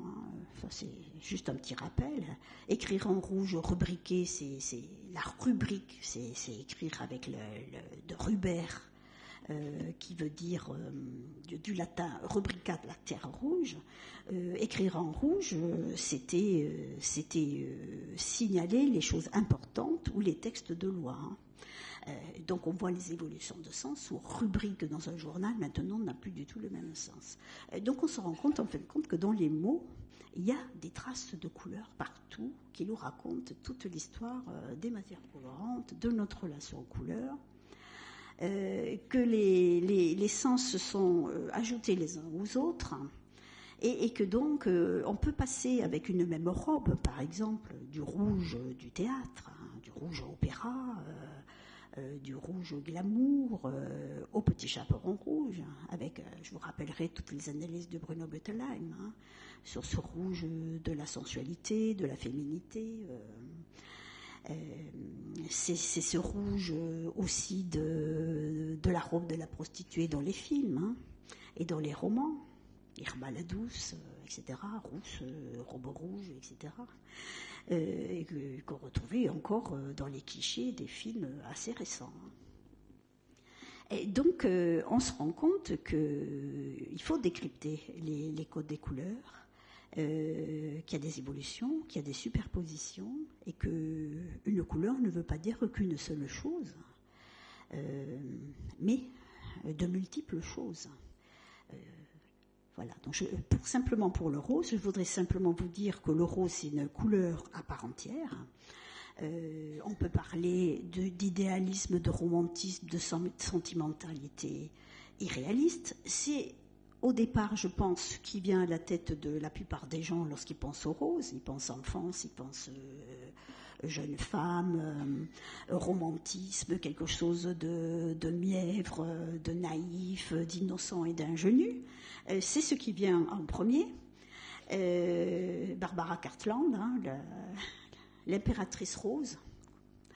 C'est la layette rose des petites filles, donc là aussi des codes qui sont mis en place au début du XXe siècle par rapport au bleu masculin. La publicité qui joue, si on voit un bleu, un rose comme ça, on comprend très bien le message, même si il n'est plus une obligation de nos jours d'utiliser du bleu et du rose pour les layettes. C'est le rose Barbie, qui bien évidemment est quelque chose de très significatif de toute l'éducation qui est inculquée aux petites filles actuelles, et où elles sont toutes entourées de roseurs, ce rose Barbie. C'est aussi le rose, quelque chose dont on pense moins, c'est le rose de la chair, de la nudité. Et c'est quelque chose qui est là depuis longtemps, tapis, dont on n'a pas toujours conscience. Anatole France écrit « Faites-moi des femmes toutes roses avec des petits pieds et des petites mains ». Le rose, c'est le corps féminin, dans notre culture, bien évidemment, à peau blanche. Hein, c'est la femme, ouverture rose et mielleuse du péché, Pierre-Jean Jouve. Donc on voit que sous ce rose candide, enfantin, naïf, désincarné, il y a aussi une autre rose qui est beaucoup plus incarnée. D'ailleurs, rose est l'anagramme de Eros. Et ça, beaucoup de poètes, beaucoup d'artistes jouent justement sur cet anagramme. On est passé du rose érotique et coquin au rose hard avec l'affaire des ballets roses en 1958. Et donc on a des messageries roses, des Minitel roses, des téléphones roses, aussi la couleur rose tend à remplacer de plus en plus la couleur rouge pour les sex shops, avec un rose un peu violine là. Donc on voit qu'il se passe des choses avec le rose et qu'il a viré vers vraiment autre chose. On pourrait en petit clin d'œil parler aussi du Vichy rose et une évolution des codes du rose. On pourrait faire un livre là-dessus. Ce Vichy rose qui était la toile des tabliers des écolières dans les années 50-60 va être repris par Brigitte Bardot pour son deuxième mariage avec Jacques Charrier, la robe du milieu. Et elle jouait sur ce côté femme-enfant. Hein. Donc elle avait été conseillée pour jouer, pour porter ce rose-là, qui est repris là par une scripteaseuse récemment à Toulouse il y a 5 ans, qui joue justement sur ce double côté du rose. Et puis ce rose, il va partir dans le monde entier avec les magasins Tati. Il va voyager, il va devenir multiculturel, etc. Donc voilà, Pink, rose désir, rose féminin, Barbie, oser le rose, c'est encore ce qu'on se demande dans les magazines féminins. On dit il faut oser le rose, parce que le rose, c'est pas du tout évident, même s'il est inculqué justement aux petites filles, etc. Le total look rose, c'est pas du tout quelque chose. Et donc pour conclure, je voudrais simplement dire, et j'espère que j'y suis arrivée, que le lexique chromatique, il est très systématisé, hiérarchisé, qu'il est surtout le reflet de la société qui lui a donné naissance. Et ce sont des termes que le linguiste Robert Galisson dit, ce sont des mots à charge culturelle partagée, c'est-à-dire que nos codes de la couleur, on peut les comprendre que dans notre culture. Et un étranger qui apprend notre langue aura plus de mal s'il ne connaît pas ces codes-là. Et s'attacher à la description du lexique des couleurs, c'est pas seulement définir une nuance, donner une définition d'une expression, mais c'est vraiment pénétrer au cœur de la société, c'est faire de la sociologie, c'est de voir comment marche la symbolique sociale, religieuse, les techniques, etc. Et que nommer la couleur, c'est penser de manière particulière la couleur et la traduire. C'est la pensée autrement. Et donc pour terminer, je voudrais citer John Lyons. Les couleurs sont le produit du langage sous l'influence de la culture. Donc c'est ce que j'ai essayé de vous montrer, tout l'intérêt du langage et des mots et de son importance dans notre conception de la couleur. Je vous remercie.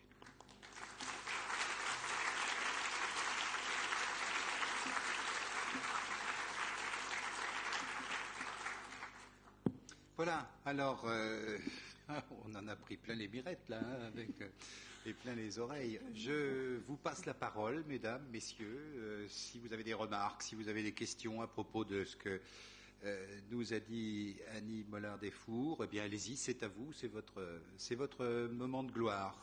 Voilà. Y a-t-il des questions à propos de cet exposé sur les couleurs ? Oui, je vous en prie, monsieur, bonsoir. Vous appuyez sur le petit bouton, alors on va... Rouge. Allez, il est rouge. Oui, c'est ça. Oui, c'est ça, rouge. Infernal. La question est très simple. À quelle période date-t-on l'utilisation des couleurs par l'homme? Par l'homme? Oui.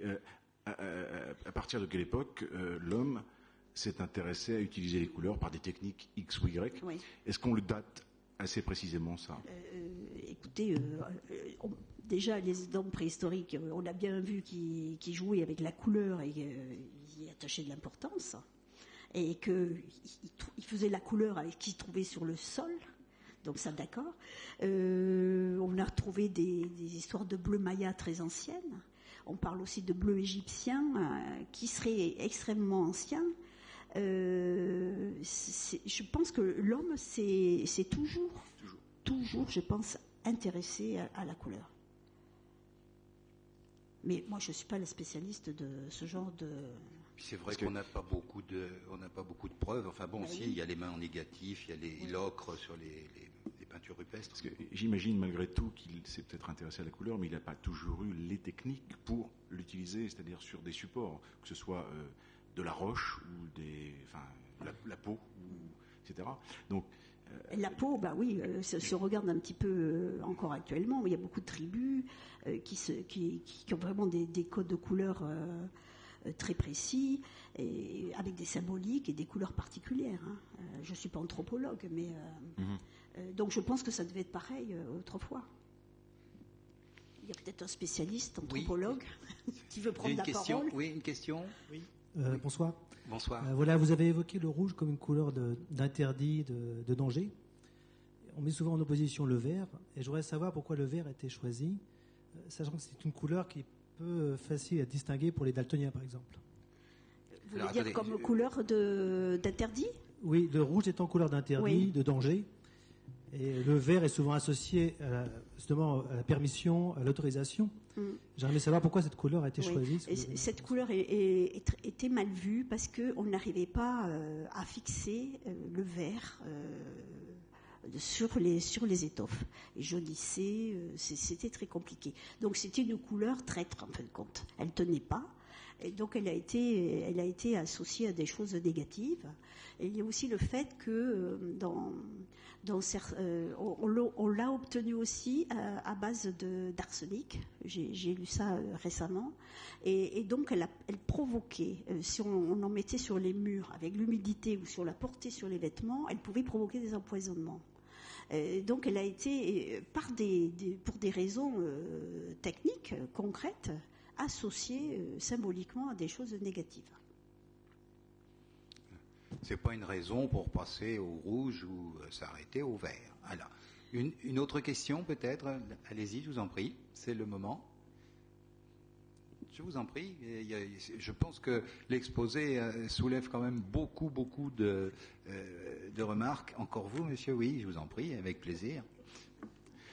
Comment se passe le processus de validation de nouvelles dénominations de couleurs? Parce que j'imagine que c'est vivant tout ça. Enfin, je veux dire, par rapport à moi. Oui, voilà. Donc, quand c'est que je les valide moi. Comment se passe quel processus y a-t-il pour valider? Ce qui est intéressant avec la couleur, c'est comme pour tous les autres mots, mais peut-être encore plus. Le langage il se crée par vous et moi. Et les couleurs, c'est pareil. Surtout avec les termes référentiels, vous avez bien vu. Donc c'est vrai qu'on a des mots de couleurs qui nous sont imposés. Il faut qu'on sache ce que c'est le bleu, le rouge, le vert, le rose, ces choses-là. Mais si j'ai envie d'appeler votre t-shirt, je sais pas, noir, un truc qui n'existerait pas, je sais pas, je trouve même plus. Pierre noire, je sais pas, comment? Noir de l'au-delà, comme on l'a vu tout à l'heure. Oui, noir de l'au-delà, je peux très bien. Ce qui se passe, c'est dans le dictionnaire, il va être mis s'il est lexicalisé, c'est-à-dire s'il est écrit assez fréquemment, ou si il n'est pas fréquent, mais il est dans un sens, pour une expression, je pense, dans un sens de la couleur qui est complètement lexicalisé. Si je comprends bien, c'est comme pour la langue française, n'importe quel mot, c'est la fréquence d'utilisation qui fait qu'on va l'introduire dans les dictionnaires. Oui. Comme les mots de la langue. À part que moi, je vais plus loin. Comme je veux vraiment être au cœur de ce qui se fait, je prends peut-être des risques de mettre des mots qui vont pas être vraiment lexicalisés, mais au contraire, c'est ce que je veux. Ils vont peut-être disparaître, mais je veux les fixer, justement. Voilà. D'ailleurs, dans les autres dictionnaires, ça se fait. Il y a des mots qui disparaissent. Mais encore plus pour les couleurs, il y a un risque plus grand. Alors, par contre, ce que je ne vous ai pas dit, c'est que mon corpus d'analyse, c'est des textes écrits, c'est une base de données informatisée qui est celle du Trésor de la langue française. Donc, je dois avoir 3000 textes romans de tout niveau de langue, poésie, argot, langue technique, romans courants, etc., ou classiques, qui me permettent d'interroger l'ordinateur, de repérer tout, d'avoir un échantillon très très large, avec une base de données informatisée de néologismes de presse, de textes de presse aussi, plus les lectures personnelles, plus la bibliographie. Ce que je fais aussi, c'est les revues féminines. Je vais pouvoir trouver des mots de couleur. Je ne vais pas le prendre s'ils sont mis une fois, c'est pas ça, mais s'ils sont dans un discours, s'ils sont même sur Internet, je vais pouvoir lire des choses. Par exemple, j'avais découvert Rouge Scandale, pour une nuance, qui n'est pas vraiment lexicalisé couramment. Hein, c'est des termes de mode, mais qui était particulièrement intéressant parce qu'il montrait bien que le rouge, de nos jours, il pouvait faire scandale. Et donc, c'était très intéressant de le noter, même si c'est en remarque, hein, parce qu'il peut y avoir aussi différents niveaux de lecture dans le dictionnaire. Question ? Ouais, il y a une chose, j'en ai une question. Pour les scientifiques, pour les physiciens en particulier, et pour les communicants, vous savez, ceux qui sont toujours en noir ou en... il existe quand même ce qu'on appelle la charte graphique d'une entreprise ou d'une institution, avec une définition de couleur qui est extrêmement précise, de manière à ce que justement, à force de photocopier, reproduire, etc., on n'arrive pas à n'importe quoi, ce qui est d'ailleurs assez souvent le cas au bout d'un certain temps quand on ne s'occupe pas de reprendre les chartes graphiques en main. Qu'est-ce que vous avez trouvé d'intéressant dans ce domaine, c'est-à-dire dans ce domaine de la fixation très précise de la chromatique par des spécialistes qui ont besoin de la couleur pour exprimer, pour faire passer un message. Je ne sais pas si j'ai été clair. Oui. Oui, clair. J'ai pas été obscur. J'ai été compris plutôt clair. Chose. D'accord. Ce qu'on peut observer, c'est qu'on a essayé justement de donner des lettres et des chiffres pour classer ces choses-là. Et que de plus en plus, on retourne aux nominations. Même si elles peuvent être ambiguës, mais elles sont en nomination. Il ne marche plus. Bon.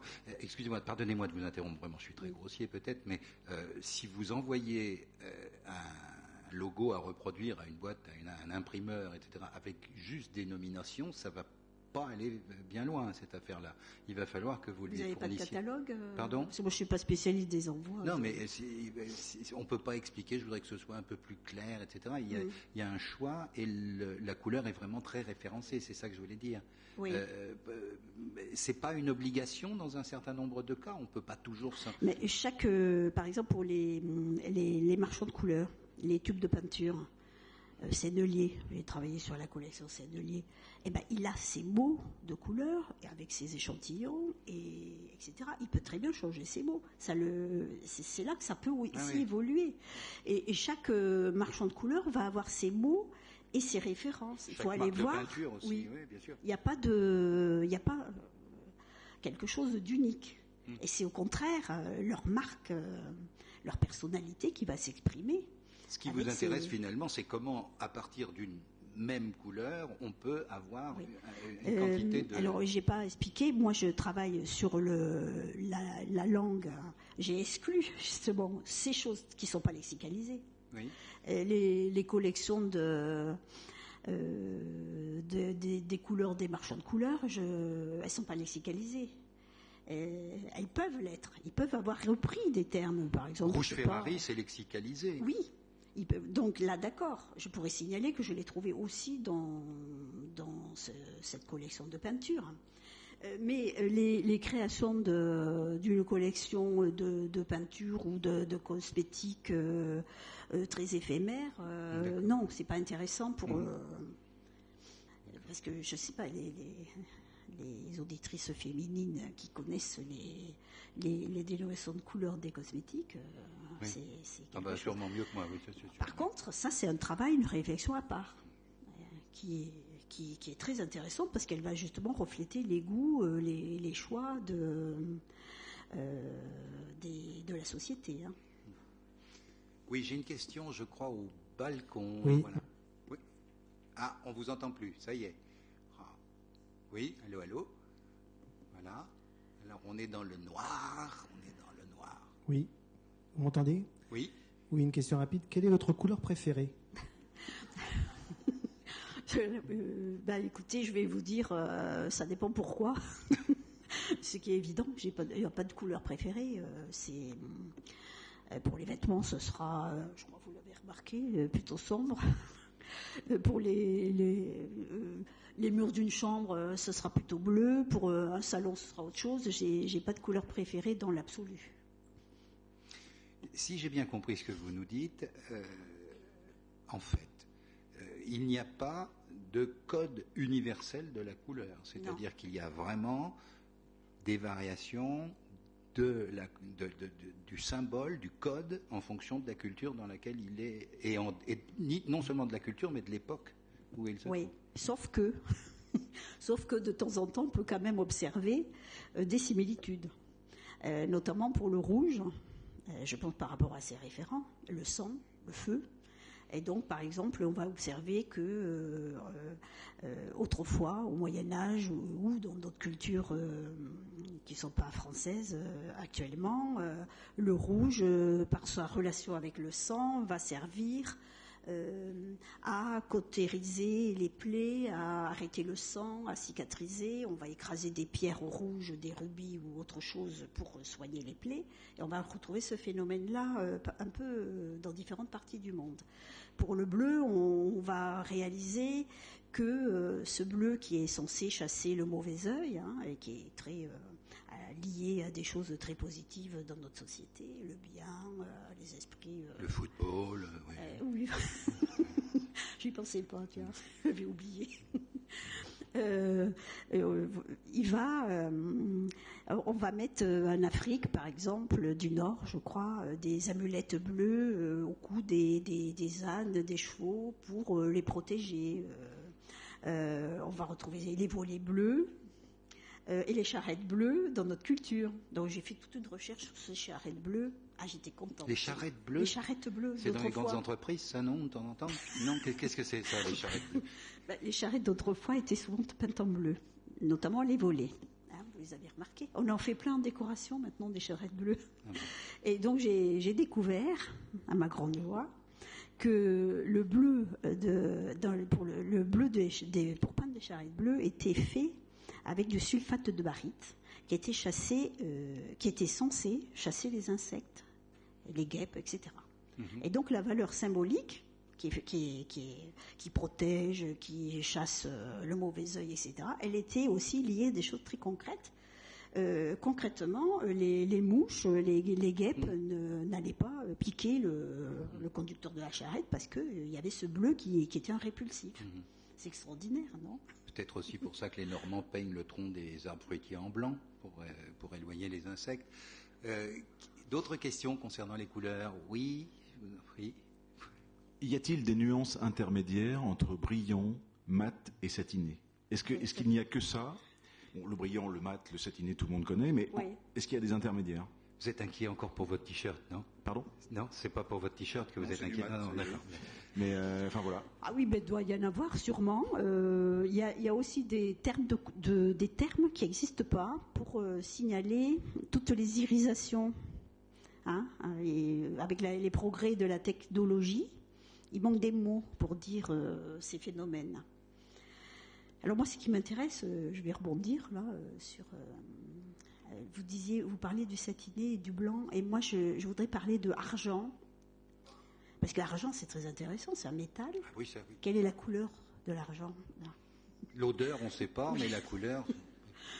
Alors, argent, c'est très compliqué parce qu'on va le relier au gris, mais on va le relier aussi au blanc. La lune d'argent, c'est quelque chose qui a un éclat. Et voilà. Donc là, c'est très complexe. Et tous les noms de couleurs et de métaux, elles ont quelque chose de particulier. Faut vraiment essayer de faire ressortir ça. Jaune d'or. On le dit, ça. Oui, jaune d'or, oui, or. Or et jaune, ça n'a rien à voir, quoi. Au point de vue des connotations, le or, ce sera toujours bien, le jaune pourra être très négatif dans les termes. Dans les termes. Mais argent, ça m'a complètement fasciné parce que la lune blanche, la lune d'argent, les rayons d'argent de la lune. Donc voilà, il y avait quelque chose qui est à la fois dans le blanc, dans le gris, selon qu'il est plus ou moins éclatant. C'est une histoire d'éclat. Et qu'on n'arrive pas à bien sortir comme ça, ressentir. Vas-y. Je ne pas bien. Si. Oui, dans ma question, je faisais complètement abstraction de la couleur. C'était uniquement l'aspect de brillance ou non. Je fais abstraction du jaune ou du or ou du. Y a-t-il quelque chose entre le brillant et le mat, à part le satiné? À part le satiné, voilà. Oui. Mais le satiné, c'est une nuance peut-être de marchand de couleurs, justement, de peinture, non? Peut-être. Le satiné, Oui, ça existe, oui. le satiné? Oui, si, on peut dire une couleur satinée, mais c'est vrai, c'est un terme de professionnel de la peinture. Ça. C'est pas lexicalisé, ça, satiné. Et ça touche aussi espèce de l'esthésie. satiné. Quelque chose de satiné, c'est aussi quelque chose de doux. Le satiné, c'est, je pense, enfin, pour moi, l'exact intermédiaire entre le mat et le brillant. À mi-chemin entre deux, on a le satiné, mais est-ce qu'il y a des choses en peinture? Puis attention, parce que le mat, si vous l'astiquez, il peut devenir brillant. Regardez les chaussures. Oui. Oui, une question, monsieur, bonsoir. Oui, on ne vous entend pas. Allez-y. Oui, quand c'est rouge. Voilà. Le bleu dont vous parlez pour les charrettes, ne serait-il pas le bleu de lecture? Le bleu De lecture? Lecture. Non, je pense pas. Vous pouvez nous expliquer ce que c'est, Oui, lecture? Personnellement, je ne sais pas. C'est un bleu qui est fait dans le sud. Allez, voilà. Je pense que le bleu, ça résulte d'un chercheur belge qui a sorti ce bleu à partir de la fermentation d'une plante au XIXe siècle. Et donc il y a une petite production locale à Lectoure. Oui, j'en ai entendu parler. Alors c'est à la fois une teinture, on en fait énormément pour les cosmétiques. C'est vrai, non, vous ne connaissez pas le Si, je le connais, mais je ne vois pas trop le lien, parce que le bleu charrette, c'est plus ancien. Je pense que c'était ce ton-là. Oui. Est-ce que pour ma gouverne, vous pouvez m'épeler le bleu de L-E-C-T-O-U-R-E. Lectoure, L-E-C-T-O-U-R-E. Ah bon. Et c'est quoi? C'est un village. Oui. Et donc, dans ce village, un chimiste a monté cette petite entreprise il y a 30-40 ans peut-être. Je ne saurais pas où il se trouve ce village, mais je ne vais pas vous laisser partir. Alors. Oui. Oui, monsieur, bonsoir. Allez-y. Oui, je vous en prie. Oui. Un micro. Il faudrait un micro là-haut. Voilà. Voilà le monsieur qui est là, avec un t-shirt un peu violet vu d'ici, un peu. Voilà. Bonsoir. 1, 2. Oui. C'est quoi la différence entre le blond et le jaune? Le blond, comme moi. Le blond? Le blond, comme moi, et le jaune. Voilà, c'est le genre de problème où on peut s'interroger longtemps. Blond et jaune, ça n'a rien à voir non plus. Mais si je classe de manière lexicale, blond, bien sûr, je vais le mettre dans le jaune. Mais je vais faire ressortir tout ce que ça peut avoir de connotations différentes que le mot jaune. C'est la même histoire que jaune et or aussi.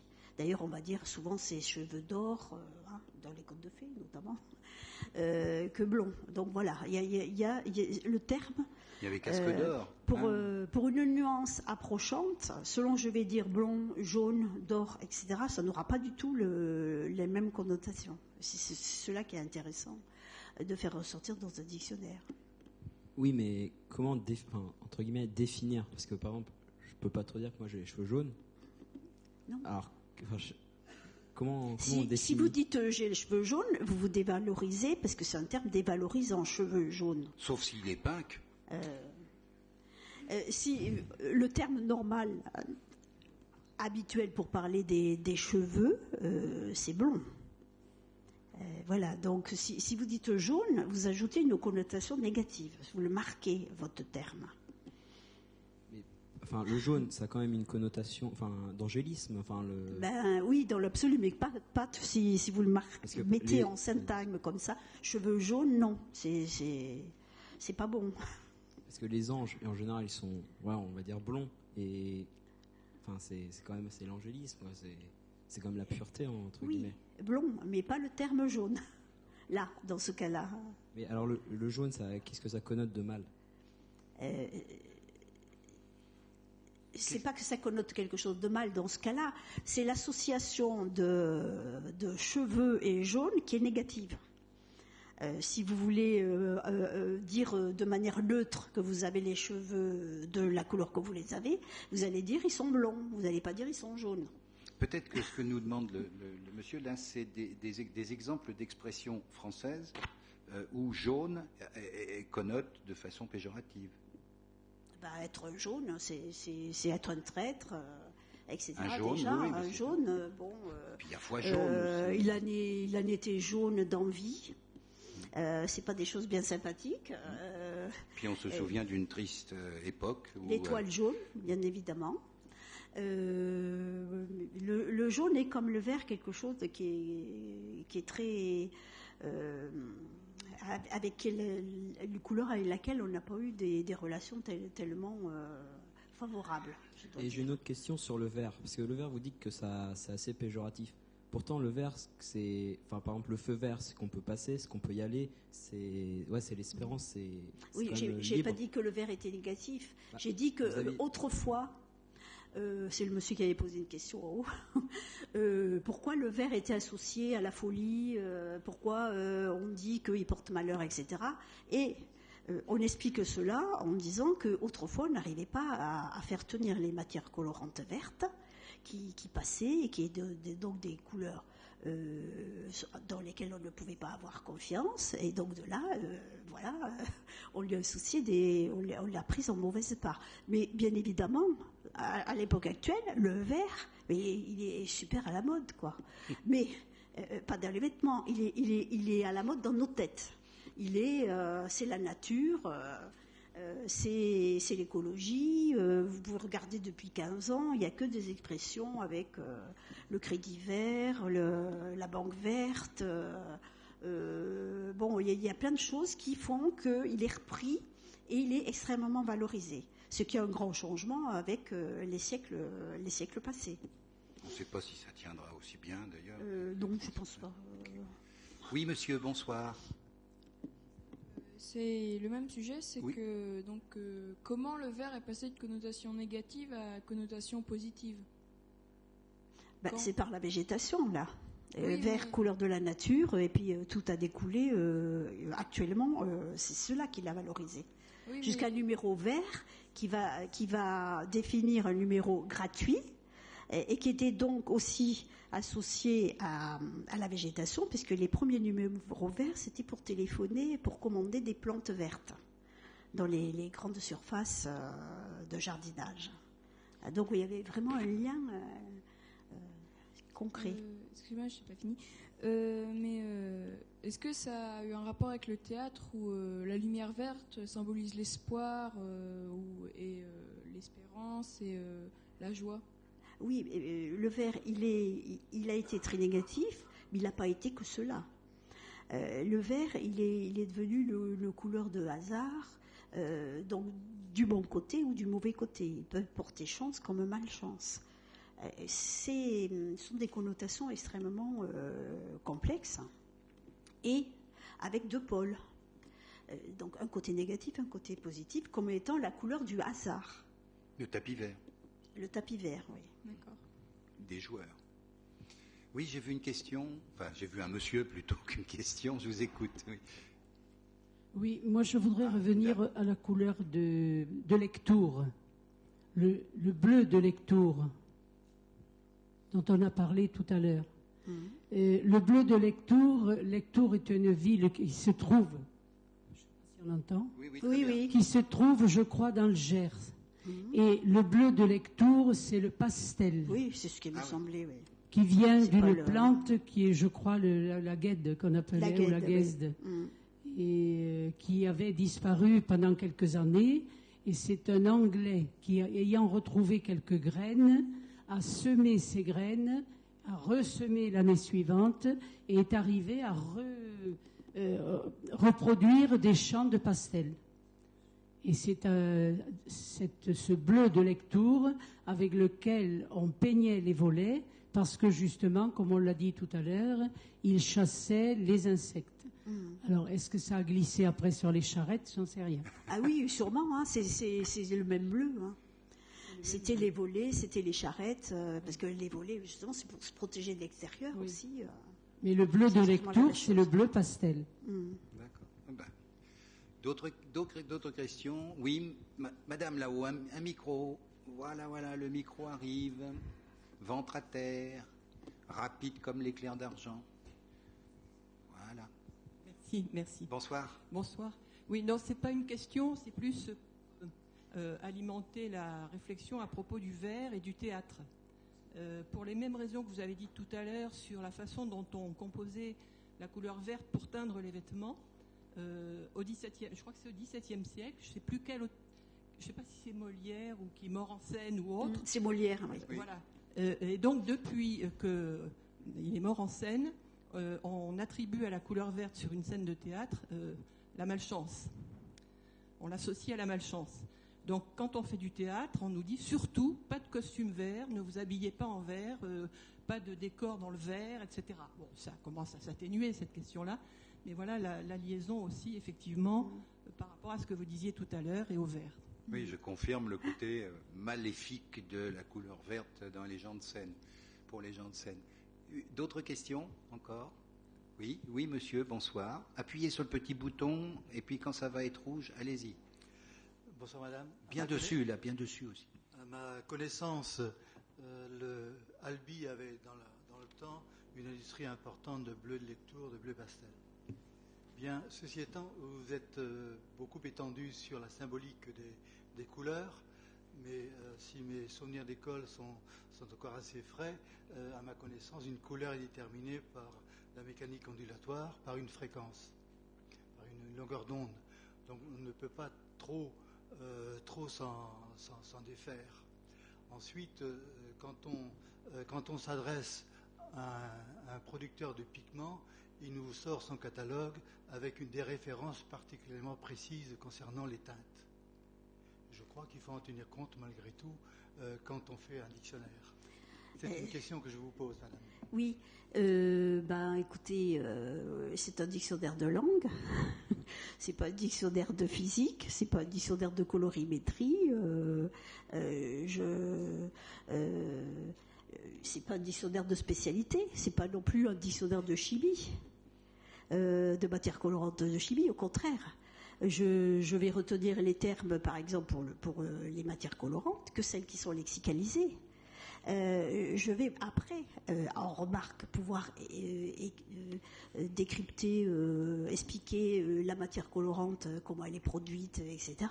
Mais c'est un dictionnaire de langue qui va, comme je l'ai dit, dans tous les niveaux de langue. Je ne fais pas un traité de colorimétrie, c'est pas mon rôle. La réponse vous convient, monsieur. C'est un peu la question que je posais tout à l'heure, mais enfin bon... effectivement, c'est un dictionnaire, enfin, ce sont même des ouvrages. Je sais un travail sur le langage.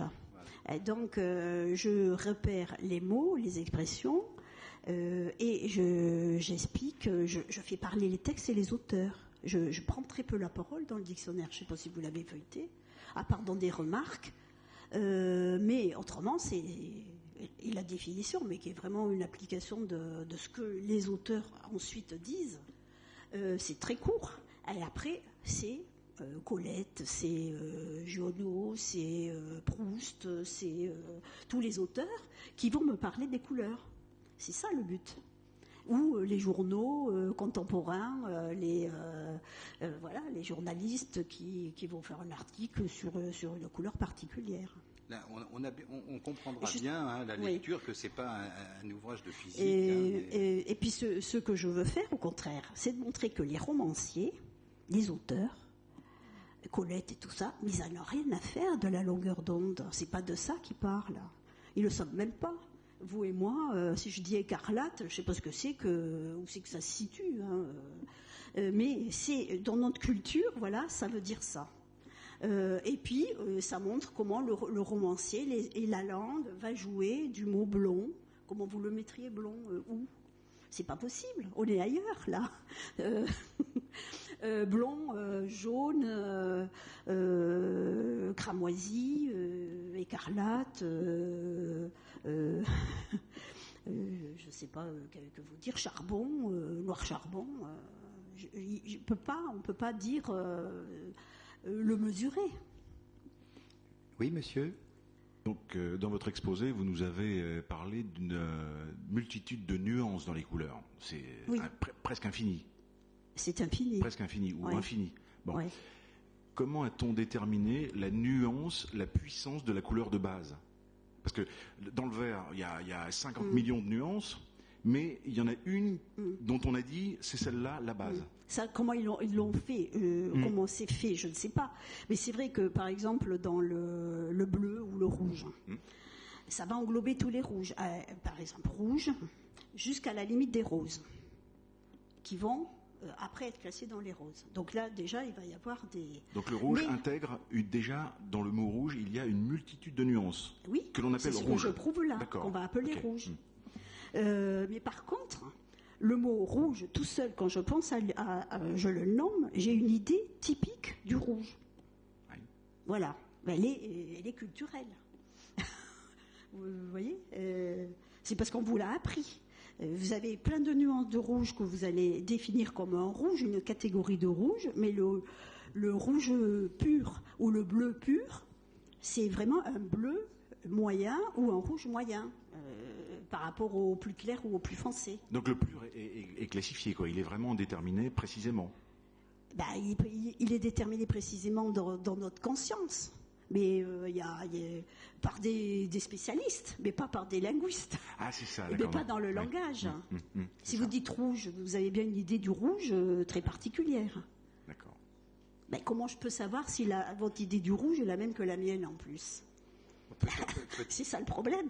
Et dans une autre langue, justement, on verra que l'idée du bleu, je prends par exemple l'exemple de pourpre, c'est pas du tout la même chose. Et même le rose et le rouge, la barre ne sera pas la même. Donc c'est pour ça que quand on me parle de mesurer les couleurs... en fait, pour préciser les couleurs, il faut savoir que c'est médian. C'est médian, quoi. C'est nous-mêmes qui avons... Mais c'est notre culture. C'est pas culture. Que nous. Voilà. C'est ce qu'on nous a dit, ce qu'on nous a appris, qu'était le bleu, le rouge, etc. Oui, monsieur, bonsoir. Je voudrais vous poser une question sur le bleu et le rose. En fait, on met des vêtements à nos enfants bleus pour les garçons, c'est très positif, et rose pour les filles, c'est plutôt connoté érotisme, sexualité. Avez-vous trouvé dans vos documentations que ce soit politique? Que ce soit politique pour asservir la femme.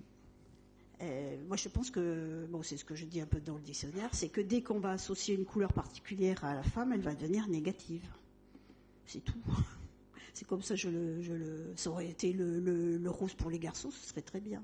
Oui. Mais c'est du fait qu'on l'a associée à la féminité que de ce fait-là, elle a pris des connotations négatives. Mais vous avez des arguments pour nous, entre guillemets, nous affirmer ça? Vous avez vu une évolution, un glissement au cours du temps? Moi, je suis de ce siècle, j'ai pas connu avant. Non, mais vous les avez tellement lus et tout. Vous voyez pas vous avez vu? Bien sûr. Oui, par exemple, le rose pour les hommes. Vous regardez des tableaux du XVIIe siècle, les hommes ils étaient en rose il n'y avait pas de problème. C'est notre culture qui fait que tout d'un coup, les femmes porteront le rose et les hommes ne le porteront plus. Voilà.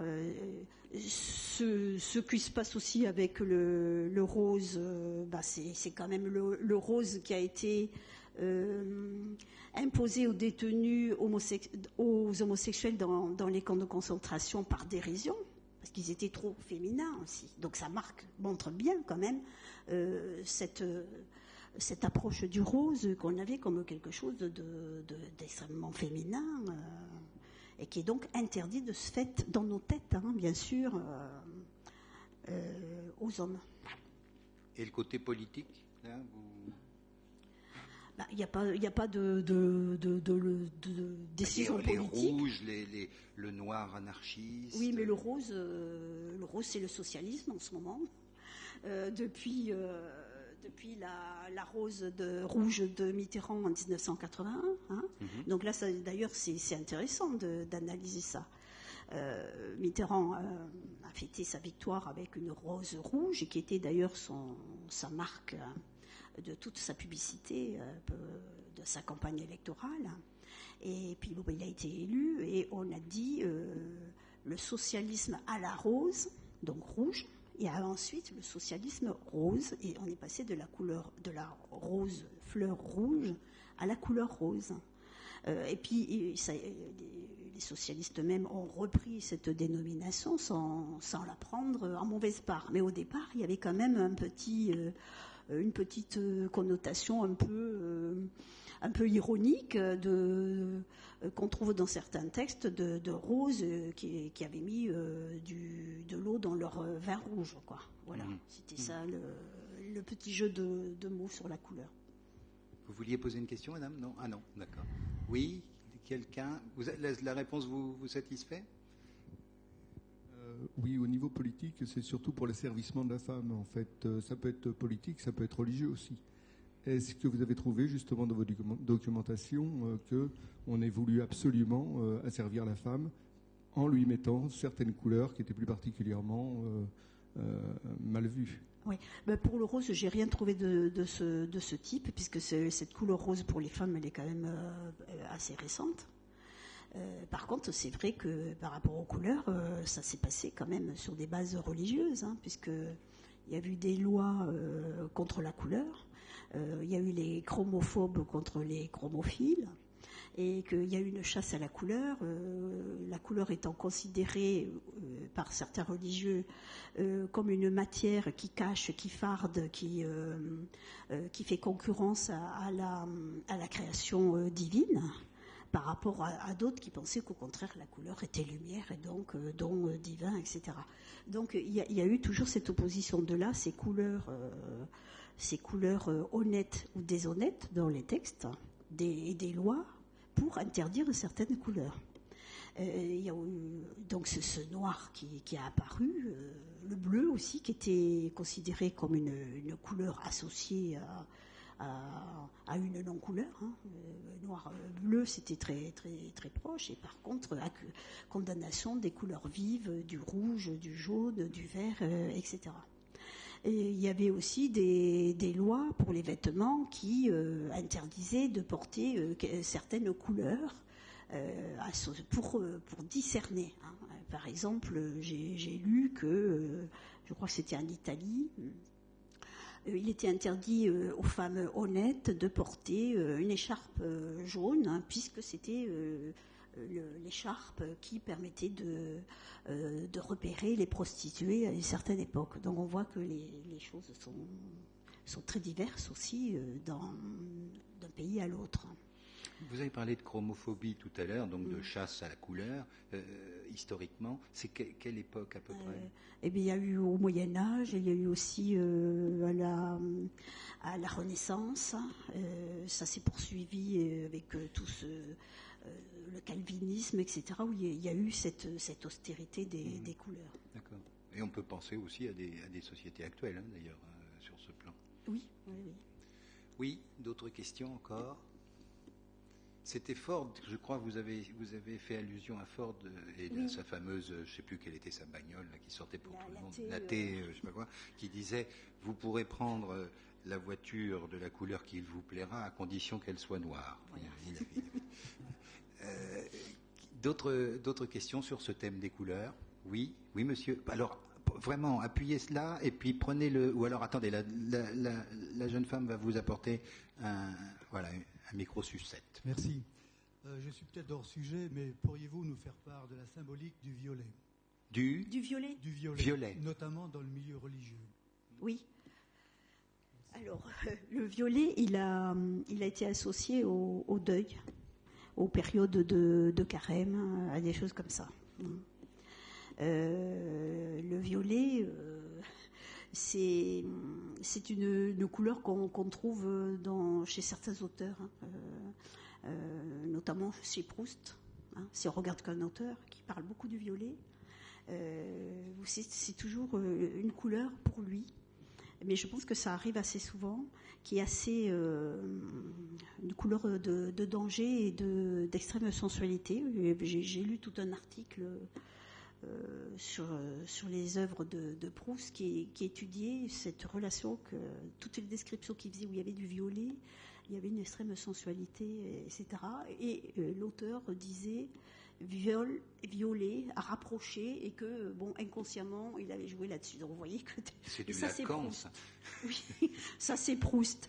Mais c'est vrai que si on regarde de nos jours certaines photos publicitaires, certaines publicités, je parlais du rose tout à l'heure, j'avais projeté quelques vues d'ailleurs, et des fois quand il va vers le violet, il y avait marqué désir, etc., le parfum de désir, ces choses-là.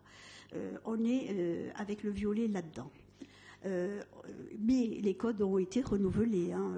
Il y a le violet qui justement veut casser tous les codes dans la publicité. Il y a le chocolat Milka, par exemple. Vous l'avez vu, le chocolat Milka. Donc on voit que c'est compliqué et puis que les choses bougent. Est-ce qu'il y a, vous avez des confrères, des consoeurs qui font l'étude, qui mènent les études linguistiques et sémiologiques, ou sémantiques, enfin sémiologiques, sur les couleurs ailleurs en Europe? Est-ce que vous avez des contacts avec des chercheurs dans le même domaine et dans d'autres langues que le français? Oui, bien sûr.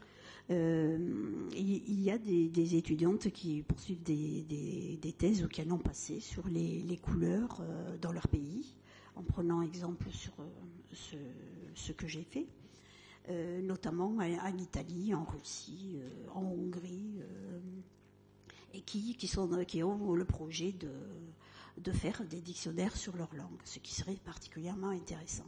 Parce que ce que j'ai pu un peu vous dire là, de manière un peu rapide, sur ces différences par rapport aux nuances, aux connotations, j'ai aussi organisé des séminaires à la faculté là-dessus. On trouve des choses extraordinaires. Par exemple, des changements de couleur par rapport à des expressions, je ne m'en viens pas là, mais pour l'expression voir 36 chandelles en français, en Roumanie, oui, ça se traduirait par voir des étoiles vertes. Vous voyez, il y a des décalages et donc il y a des choses, je pense, très intéressantes à trouver en pouvant comparer. Mais pour l'instant, les travaux ne sont pas faits, sont en cours. Vous me confirmez que l'expression « baise-moi ma mignonne », ça veut dire rose, c'est ça? Oui. Oui. Bon, on va essayer de l'éviter en allant commander un salambo. Des questions là-bas? Des questions? J'avais jamais entendu ça, c'est fou. Non? Oui? Là-haut, peut-être? Non? Les retombées? Alors, oui, c'est une question peut-être un peu raide, mais à quoi ça sert ce que vous avez fait? Eh ben, ça sert à se comprendre déjà. Les traducteurs, ils ont organisé d'ailleurs l'an dernier une grande journée de traduction rien que sur la thématique des couleurs. Oui. Eh ben, vous avez vu, ne serait-ce que pour pas trahir le texte, c'est extrêmement compliqué pour les couleurs. Là, j'ai pas pu tout vous expliquer. Mais non seulement vous avez le mot, mais vous avez les connotations et en parlant de quoi. Et vous pouvez pas dire noisette, châtain ou brun ou marron pour. Donc, qu'est-ce qu'on va dire dans une autre langue, si on veut bien traduire? Et la traduction, c'est important quand même. Et sans parler des connotations, Comment va-t-on traduire Rose Barbie dans un texte, dans une culture où peut-être ils ne savent même pas de quoi on parle, ou Rose Lolita, ou je ne sais trop quoi, le référent. Par exemple, j'ai l'exemple en russe du rouge cerise. Nous, on a une idée du rouge cerise. On pense tous, je pense, à la même couleur, à peu près. Par contre, en Russie, le rouge cerise, il est presque noir. C'est pas du tout la même chose. Il a d'autres connotations que les nôtres. Je pense au jaune d'œuf. Aux États-Unis, ils sont blancs, mais enfin, c'est pas la coquille. Là. Non, mais c'est vrai. Oui. Nous, rouge cerise, vous pensez que tous les Français pensent à peu près à la même À même peu couleur? près. Vous savez, il y a des bigarros, il y a des tas de Non, trucs. mais dans le langage. Ouais. Du moment que vous mettez le mot rouge. Oui, monsieur. Bonsoir. Ah, c'est notre ami aux cheveux jaunes. Allez-y. Est-ce que les couleurs, elles peuvent être perçues autrement que par la couleur? Enfin, je vais m'expliquer. Parce que moi, j'ai lu quelque part qu'un jeune autiste anglais, était un génie en maths, et il expliquait ça par le fait qu'il voyait dans sa tête les chiffres comme des couleurs. Donc, est-ce que les couleurs, elles peuvent être perçues différemment selon les personnes et selon leur état d'esprit? J'allais poser une question qui touchait aux neurosciences, justement, où il y a ces problèmes de confusion, quelquefois c'est un avantage d'ailleurs, entre des sons en musique, des couleurs, etc. Il y en a aussi qui voient des couleurs en écoutant de la musique. Donc, qu'est-ce que vous pouvez répondre là? Déjà, au point de vue physiologique, on ne peut pas du tout être persuadé qu'on voit tous la même couleur. Déjà, ça c'est une première chose. Il y a des pathologies aussi. On ne va pas s'étendre là-dessus, je ne suis pas spécialiste non plus des pathologies. Et puis, c'est vrai, comme vous le disiez, il y a des synesthésies. Bon, les couleurs perçues par des... vous m'avez dit... Hein, c'était l'exemple, c'était un autiste qui voyait les chiffres dans sa tête. C'est la synesthésie, c'est ça? C'est de la synesthésie, ça. Peut-être. Oui, oui, il y a eu plein d'expériences de synesthésie. Il y a des gens qui associent des musiques, des sons à des couleurs particulières. C'est aussi, bon, il y a les fameuses voyelles de Rimbaud, hein, mais qui, là, sont pas de la synesthésie, c'est de la poésie, hein, c'est différent. Vous avez aussi, c'est moins connu, Victor Hugo, qui a associé des voyelles et des lettres à la brillance ou à l'obscurité, ce qui correspond tout à fait à ces dessins qu'il faisait d'ailleurs, et ça on le sait moins. Mais bien avant Rimbaud, il avait fait des associations comme cela. Mais la vraie synesthésie, elle est considérée comme une pathologie. Oui, je ne pourrais pas vous dire. Oui, c'est plutôt un handicap qu'autre chose, et je ne pourrais pas vous dire de choses particulières là-dessus, surtout pour ce qu'elle a, quoi. Merci. Voilà, alors je vous rappelle qu'Anne-Marie Mollard-Desfours va maintenant aller signer ses ouvrages en bas, que nous retrouvons, enfin en bas, dans le hall d'entrée. Ici, nous nous retrouverons le 24 juin avec Michel Brunet autour de Monsieur Toumaï et du berceau de l'humanité, si tant est qu'elle n'en ait eu qu'un.